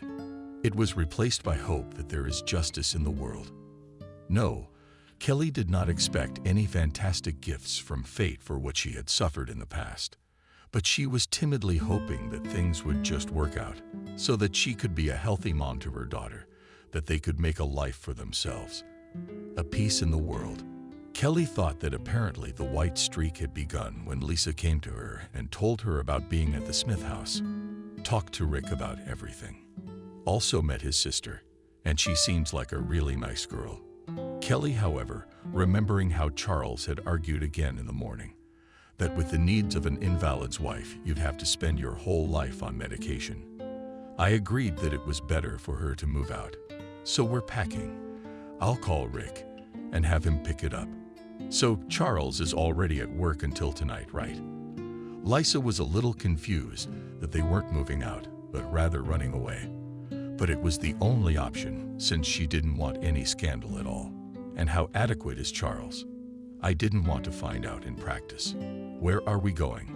Miranda asked, excitedly, watching Aunt Lisa hurriedly putting all her small belongings into a travel bag. The girl stood nearby, hugging a plush white snow bear with a pink bow around its neck. It had been a gift from Rick, to visit Mommy's friends. Explain to Lisa what would basically even be true. Why won't he come with us? Gingerly asked the girl, and in front of her eyes just blossomed when she found out that he wasn't. There are horses there, Lisa said. Rick will probably let you ride it. They even have a garden with flowers. How am I gonna get to school? I only know how to cross one street. Suddenly I remembered the girl's upcoming schooling. They'll probably drive you by car, or you'll just go to another school. We'll think of something. You'll need all the toys for sure. asked Lisa with a doomed, wistful network, looking at the shelves, filled with all sorts of stuff, and even in the drawer of toys was piled. Much needed and books needed. And the lamp poked the marketeer with its finger. Rick of the month. It's all clear with you, sighed Miranda. Lisa shook her head and went to find some boxes to pack it all properly. Charles had no intuition. It just happened to be that day, and got off work early. Where do you think you're going? He realized his wife wasn't going to the clinic with her daughter, and so much stuff. But what pissed Charles off the most was that Kelly was being held in his arms by some stranger. I don't care if the wife was singing about people she knew, but that's not the point. It's a stranger being held by some stranger. It wouldn't even be jealousy anymore. It would be creative anger. Charles, I need treatment. It was uncomfortable to speak in that position. Kelly thought that her crutches had already been put away in the parlor. In fact, Rick was going to put her there. But Charles, what a bad time to show up. It would have been better if they'd just explained everything to him on the phone. I'll stay at a friend's house for a while. It'll be better for you. I won't trouble Galia, so I'm working. What did she think? Confused with him, already calmed down. Your wife is in good hands, said Rick, and he sent a smile that made her even angrier. But he also gave me the look that said to stay out of it. It's dangerous. There were a few neighbors nearby, and they were naturally interested in what was going on. Come on, you guys, calm down. Lisa Kelly is an adult and can decide where she wants to live. Where's the baby going? I'm not letting my daughter in. Clinging to the possibility of control. Charles. And you adopted her? Rick suddenly asked. Who are you? I choked with indignation. Charles. I ask you again, did you adopt the girl? No, but there's no need to get involved. Your voice is clearly not decisive with a smirk. Rick is as easy as the market and careful to knit porcelain.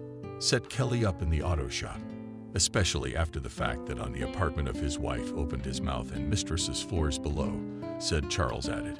And without saying anything else, he got into the driver's seat. Lisa and Miranda were already in the cabin, the former in the front passenger seat, the latter next to her mother in the back. The neighbors had heard everything, and now they were so friendly they were rolling over on Charles. He's very brave. He suddenly felt more humiliated and insulted than ever before. You shouldn't have said that, Lisa said. You have to put them in their place, otherwise they become greyhounds, Rick replied. But he's my husband, said Kelly. We have to call him right away. What about me? What have you done? She continued indignantly. I'm sorry, it's none of your business. Miranda belongs to our K. Smith family, which means her family. And especially whatever happens to her mother is our business. Calmly, but in a matter-of-fact voice, Rick said, Did you make the right decision in agreeing to your husband moving in? I admit that this man may have positive qualities, but I admit it is purely out of respect for you. But he's clearly not the best company. Now, when you need to get back on your feet. Upon arriving at the mansion, Rick let Kelly take a few steps on her own.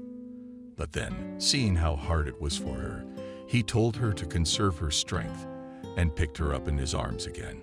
Lisa walked from the summer, Miranda with her tail on her. She greeted the new arrivals with a brightly colored welcome home banner in the hallway and tossed confetti in the air. Lisa thought it was too much, but Kelly, which rarely happened to her, smiled, and the familiarity of Rick's sister in general was clearly something she enjoyed. The luggage from the car was immediately taken up by one man, Timer, who was introduced as someone like a butler and someone to go to for anything. It also turned out that there was a scary maid Tatiana in the house. The two youngest are Christina and Kathy. There are 3 rooms prepared for Kelly, 1 bedroom for her, a second for Miranda, and an even larger room on the semblance of a hall. And they were all adjoining. Whatever you need, just say the servants are warned that you are our queen, smiled Rick as he lowered Kelly onto the couch in the living room. Thank you. Embarrassed, she replied back. I'll try not to give him too much trouble. Since when did caring become that name? How about we switch to you? And getting consent, He continued, "I just want to make your stay and Miranda's too most comfortable. And my father agrees with me completely." "Lisa, does Uncle Rick have a wife?" Asked a question out of the blue, Miranda asked. When Lisa took the girl from the living room, show her room.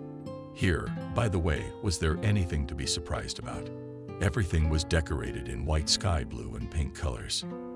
The crib was not simple, but in the form of a carriage with golden wheels, with a transparent floor and funny plush unicorn.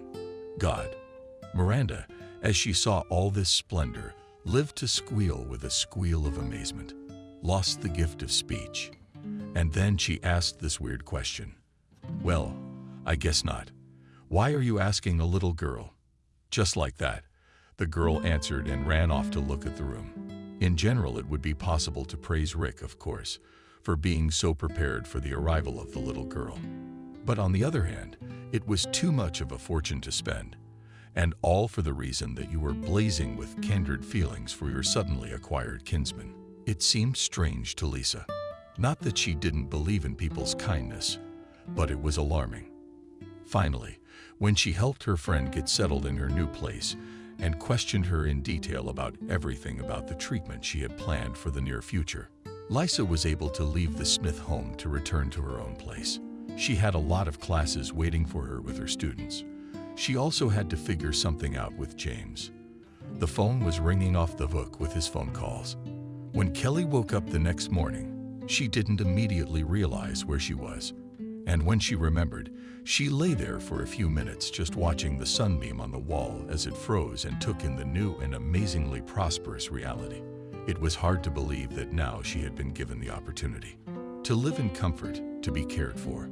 Rick had been given the opportunity to choose a few professional dialogue, that society that would be most suitable, and Kelly. Oh, it was a difficult choice. And in general, it was kind of timid to use everything that this person was ready to give. But one could not say that about Miranda. My daughter was delighted with her new life. She liked that Rick really let her ride the horse. Naturally, the step he led the mare under the reins, and liked the room where she felt like a little princess, and the fact that you could get at least pancakes, soft cream waffles, or cheesecakes for breakfast. "You're spoiling her for me." Kelly shook her head. She and Rick were sitting in the garden. He had suggested tea on such a warm and bright day outdoors. On the table, in addition to everything for tea, there were also papers from the clinic. One had to familiarize oneself with the proposed treatment package. "I think we agreed on you," smiled Rick. He looked at the young woman so intently that she was embarrassed. "Yes, of course, she'll be so amused. Is it the least I can do? But you don't have to. You're wrong. You know, I just believe in fate, that many things in our lives happen for a reason. And so far, that belief hasn't failed me, Kelly, unexpectedly." So, Nolan took her hand. "Yeah, he's touched her before. And that's when you have her in your arms. But it was different now. I will do anything to earn your trust and forgiveness for what my brother did. You're not responsible for him." I opened my eyes and was struck by how strangely my own heart froze for a moment. Such an amazing feeling that hadn't happened in a long time. It had never been with Charles, and I wanted it to happen again. But then there's the scarecrow. "I'm glad you can see me as a different person. And yet we're family, and I want to be there for you when you take your first steps, when you're healthy."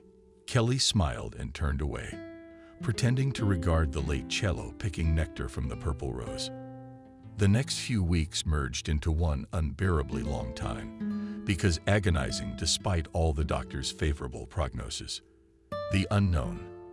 Kelly, although she wished more than anything to become healthy, was very tired of examinations gathered on uncomplicated terms. I was worried that she'd have to bear all these changes for her daughter. Wouldn't she be worse off in her new home? No, it was impossible to complain about the way they were treated. They seemed to accept their arrival. There was Rick, his sister, and the servants. It's strange having servants at all. They seemed to take it naturally, as if it was meant to be. But still, now Miranda was in an unfamiliar environment and couldn't even play with her old friends. And of course, Kelly thought about what it would be like when it was over. After all, It was impossible that fate smiled so much, that once and for all. And that meant that she would probably have to get better and go back to her usual life. It will be possible to divorce Charles, and there was no doubt about it.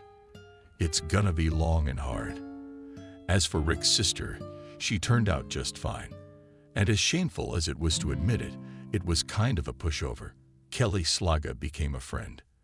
They became close, especially since Kelly was fascinated by what Slaga was doing. In general, my dad wanted me to become a lawyer and not a fashion designer, the girl shared. On this cloudy day, Kelly was at her room, which is actually Led, who decided creative mess, more like a creative studio. The subject matter, however, was matter of fact. Clara was twirling around a mannequin with a crackle of fabric, figuring out, as it were, in whose zeal to copy the material on the dress. Kelly sat next to her in the gurney chair she trusted. It doesn't take long to get used to it. But I'm stubborn. I said I'd run away from home if I didn't, according to me, continued the girl. At this, Kelly shook her head boldly. She personally could not imagine how it is so generally possible to communicate with relatives, if in general you have a good relationship with them. She herself had always dreamed of having a family. Kelly pored over the sketches. It turns out that in half a year, the educated woman was to have a show in Rome. Not yet, of course, as part of the World Fashion Week, but it was already happening. According to Slaga's assurances, it was a start. I wanted to be a designer too.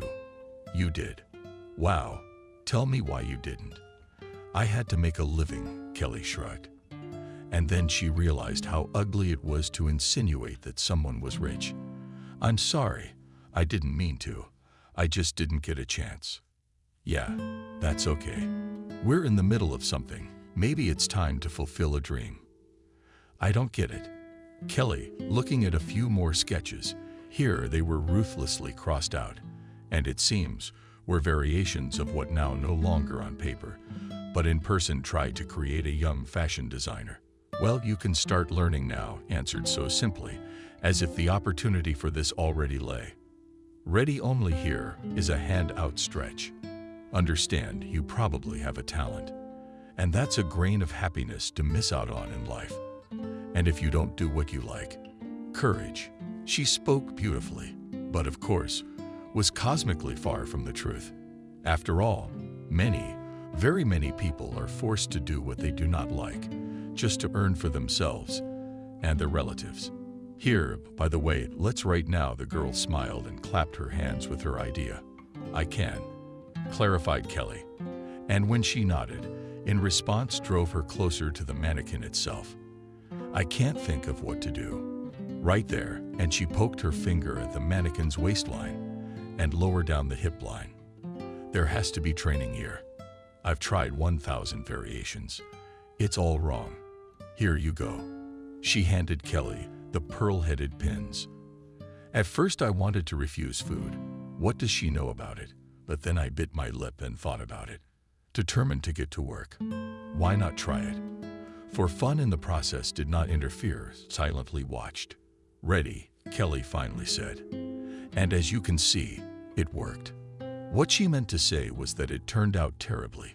What else would you expect from an amateur? But then Clara showered her with compliments that it was original, fresh, and airy. And at the same time, the lines, as the fabric lay, turned out to be strict, perfectly capturing the essence of the mood of the flesh. She photographed the dress, went around it, shooting video, making it. This flew to Rome.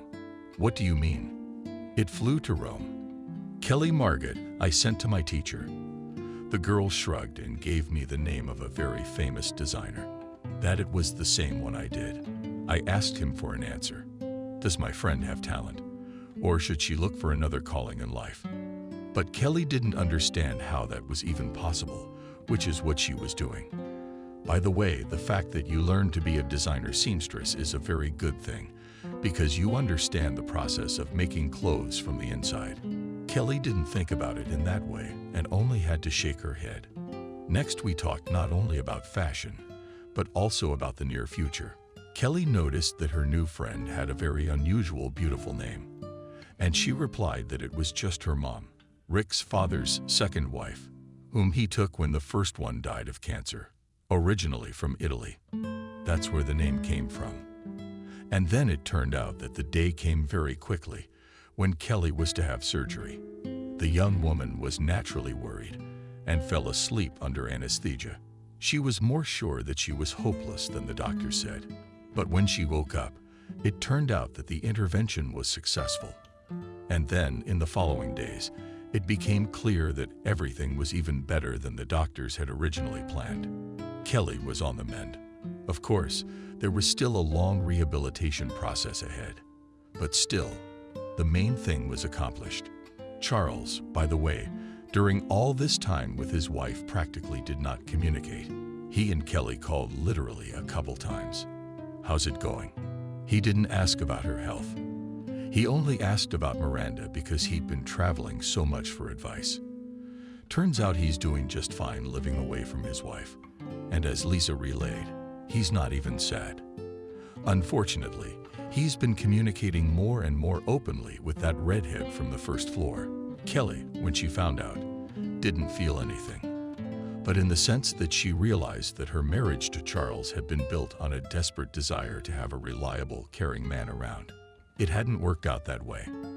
As fate had shown, love definitely never happened. She just didn't have the guts to admit it before, because she just didn't see any alternative to living alone.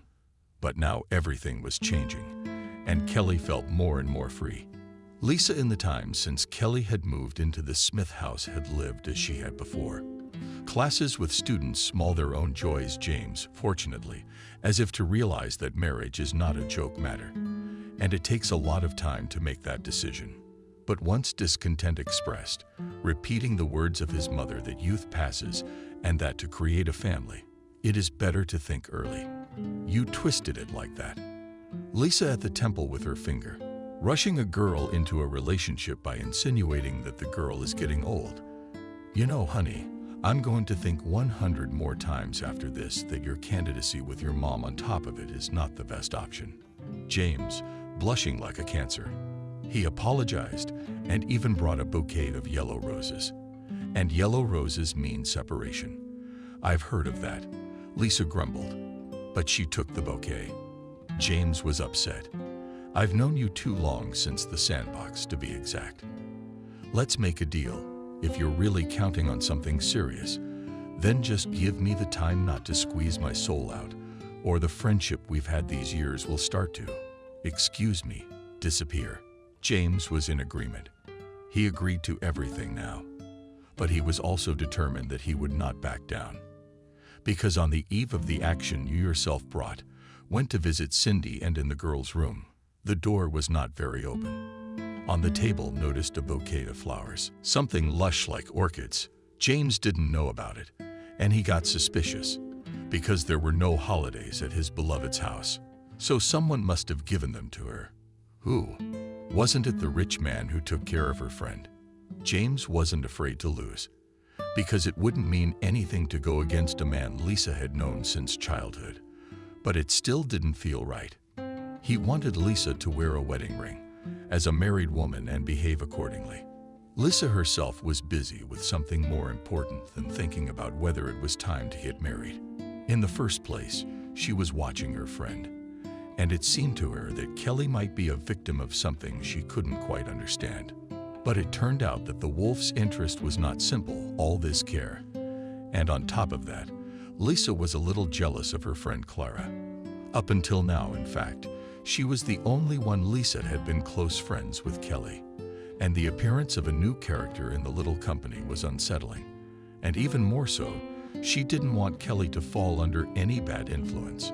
One day Lisa was rushing to class with that very student. A student whose parents had rejected her for being late, but had changed their minds. Lisa was triumphant. She was better than that. She hurried through the city, thinking that she should definitely stop by Kelly's to see how she was recovering from surgery.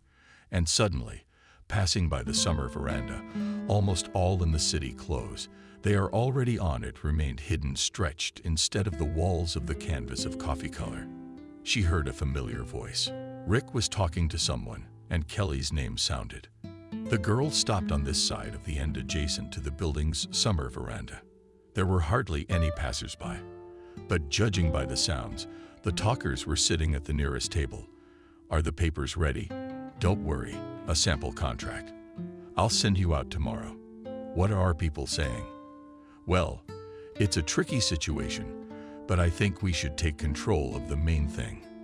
From what I've heard, then it became clear that Rick met with his lawyer, and they talked about the fact that, it turns out, Miranda is not just Mason's daughter, but also his heir by law.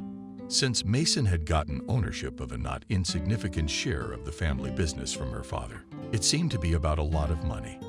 But the real shocker was something else. It turned out that Rick was concerned that Kelly, as the daughter's representative, could take over the business. He had no intention of letting that happen, and his plan was such that Lisa became furious and finally stopped respecting the man altogether. A real monster in the guise of a man, whom she had already as stupid as dollars. This man was already starting to. She liked, and those flowers he sent made her heart tingle. Hearing enough, and fearing that I here will find the exit from the summer veranda was literally a meter away from where Lisa was lurking, and she decided to leave, and realized, by the way, that she was late again. Again, she sighed, stopped, dialed the number of the student's parents, and not wanting to listen to compliments, told herself she wasn't coming. Circumstances forced it. They'd promised to leave a negative review on all resources. Lisa, with the phone on the ground, did not throw. Here, and that's Rick's fault, too, by the way. I got distracted by my conspiracy. How much did she hate him at that moment? But she got a grip. She had to talk to Kelly soon. Only it was only coming out that it could only be done later, because there was a new class in 3 o'clock, and to let herself lose this student. Lisa couldn't at all. Then Grandma Lisa's mom called. Lisa was not feeling well. Her heart was not up to the ambulance, but naturally the girl hurried home. And so it turned out that it was possible to get to the friend only the next day. And of course, I wanted to talk about everything on the phone. "Lisa, I wanted to call you myself and demand that you come." My friend was in surprisingly good spirits, and somehow it seemed to Cindy that it wasn't just about her getting better. "It's been an amazing day. Can you believe Miranda said she likes math?" Rick suggested a really good tutor. Turns out Miranda's aptitude just needed a different approach. Lisa was in agreement with this until she started tutoring the girl in Russian. She never got higher than a B. Apparently, Miranda belonged to those kids who need a special way of presenting a topic that is difficult to learn. And they're already better will go. The girl would certainly be pleased with the success of a young student. We were about to have a serious conversation on a completely different topic, after which perhaps only now, as emotions had subsided, Lisa thought about the fact that by telling everything to Kelly could cross her all so prosperous present. But it was impossible to keep quiet about it, because then she would be in great danger, and Miranda would be in danger too. Lisa had already taken a breath of air into her chest to start throwing herself into the thick of it. Here, they were suddenly interrupted. Clara burst into the room as a positive hurricane. "Dad's here with a surprise. Just now he called. He's on his way." "Yay." Smiling brightly, she jumped up to Kelly and took her hand. "You need to get changed right away." She nodded, hinting at the house dress, a funny drawing of a mouse. Lisa was a little in shock. The situation was compounding into a disaster already, turning right before her eyes. She had time to learn that Jacob Smith was, in fact, the real master of the entire family business empire. It was he, not Rick, who made the key decisions, which meant Lisa realized she had to act decisively. "Where are you going?" Ockled her as she hurried to the door. "Kelly, I need to ask Rick something urgent." She dropped what she had in mind. Now she could only hope they were rich people who had no conscience or decency left, would listen to her, and if they didn't, Lisa hadn't decided what to do in that case. But she had no doubt that she wouldn't let her friend get hurt. After all, the operation had already been done, and successfully. So Kelly would be less dependent on this family. Damn it. Where's Rick? The maid caught her in the hallway. "He's in the study." But Jacob ordered, not listening to anyone, rushed further into the study, flew into it without knocking, without invitation. The dare of a puppy. The tall, gray-haired man slapped the man standing in front of him, Rick, with a hard swing. Lisa froze and stepped over the threshold. Ouch. Immediately it was clear the scene was clearly not for strangers' eyes. The men turned to her in sync. The one who was apparently Jacob, the head of the family, looked unhappy to have interrupted a thorough conversation with a guilty son. Rick, confused, they could see that they were very uncomfortable to be seen in this light. "I told you not to bother. Who the hell are you?" Coolly threw the man. Lisa girl at first wanted to apologize and go out, but realized that this man, his weakness immediately smells, and therefore with him to deal with. How scary, as if the wolf took human form and is now looking into the soul, thinking about attack or wait. "I'm Kelly's friend," she clarified, and stepped boldly forward. "I know everything. I know what you're up to." That's how the role of the older man bent. He grinned. How interesting. Interesting. Lisa, who was no longer afraid at all, erupted. And she said everything she thought about Rick and Rick's sinister plan. And then something began to dawn on her. She suddenly, as she considered the emotions, Rick's father's anger, confusion, and vulnerability. And she even thought that if you began to be a gray-haired man gesturing for silence. Lawyers, thankfully, work for me, not him. And then last night I got the curious news that my own son had decided to follow in his brother's footsteps. Rick, tell me, did you think I wouldn't find out anything at all seriously?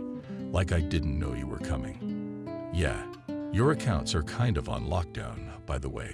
What did I explain? Well, try me, but later. In the meantime, I must apologize to this lovely girl. He turned to Cindy again. I'm sorry the case was delayed. I should have dropped it and come down here. Once I found out I had a granddaughter. Why don't you sit down? We need to have a serious talk. Cindy was beginning to think that everything that was happening was not real, that she had become the heroine of a movie, a drama, and a thriller. The questions were finally answered. Lisa's panic and fear for her friend was justified.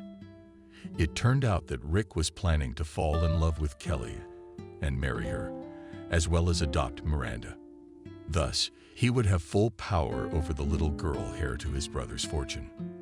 And what's more, Jacob Smith stated in almost direct text that his son had no intention of treating Kelly well and with care. Apparently, he wanted her on a purely formal basis. Dad, but I wouldn't. Rick started to start, but his father gave him a look that made him hesitate and shut up. I'm sorry, I shouldn't have interrupted. You're not supposed to breathe without my permission now. I'm sure you'd make the poor girl's life a living hell. After everything your brother's done. Does that sound like atonement for his sins? I'm afraid I was wrong. You and he are too much alike. It's been decided. I'll transfer the shares to Clara. What can't you do? She refused to enter the family business, but she's always been honest. Technically, she can hold the second largest stake after mine. I can't really trust you with it. Look, this is all very important, but it's for you to try and get Lisa's attention back. What about Kelly? You realize she can't now. What are you talking about? The girl. Formally, but somehow it sounded not rude, not dismissive, more trusting, patronizing. Addressed her Jacob. Do you really want your friend to go back to her old life in a poor apartment where that man is waiting for her? I don't believe in fate. I just know that I have a granddaughter and I don't intend to leave her to her fate. Yes, she's the heir to a great fortune. It just so happens. Technically, everything Mason owned went to me as his father, but Miranda is entitled to it, and always has been. And I intend to make sure the girl takes advantage of every opportunity that comes her way. She's not only your friend's daughter, she's my own blood. But Lisa began, but faded under the strange look in Korea's eyes. What Rick was up to must not be known to anyone. Kelly, there is no need to know. Let her life be more peaceful after everything. I agree. I'm bringing her up to speed myself, personally making sure that no one and nothing is threatened now. And then Lisa asked the question that had plagued her ever since she learned that Rick was plotting a mercantile marriage to her best friend. Why did you send me flowers? Why did you act like you liked me? Lisa, look, I know what I did was selfish, mean. So can we talk in private? No, you talk here. I've had enough of your secrets. Besides, I'm really interested to hear about your adventures, you know. Father Rick clearly enjoyed the helpless submission of a son who depended on him for everything. He'd been brought up so that rebellion, though it happened, was quelled quickly. Cindy felt even a little sorry for Rick. He seemed so brutally fair, but not sorry enough to feel anything like disgust for him and a desire to get away from his company as soon as possible. Yeah, I was thinking that marriage to Kelly would be a formality. She'd have social status. She wouldn't need anything. And with you? You wanted to make me your mistress. I've never met a man like that before. You're just. Because Rick's father was here. After all, I'm so sorry I let myself get weak and thought it was sincere. So, you know, time is running out. And Jacob got up from his chair. I think I need to go see Kelly and my granddaughter. Lisa was overwhelmed with emotion. She found the strength to curb them.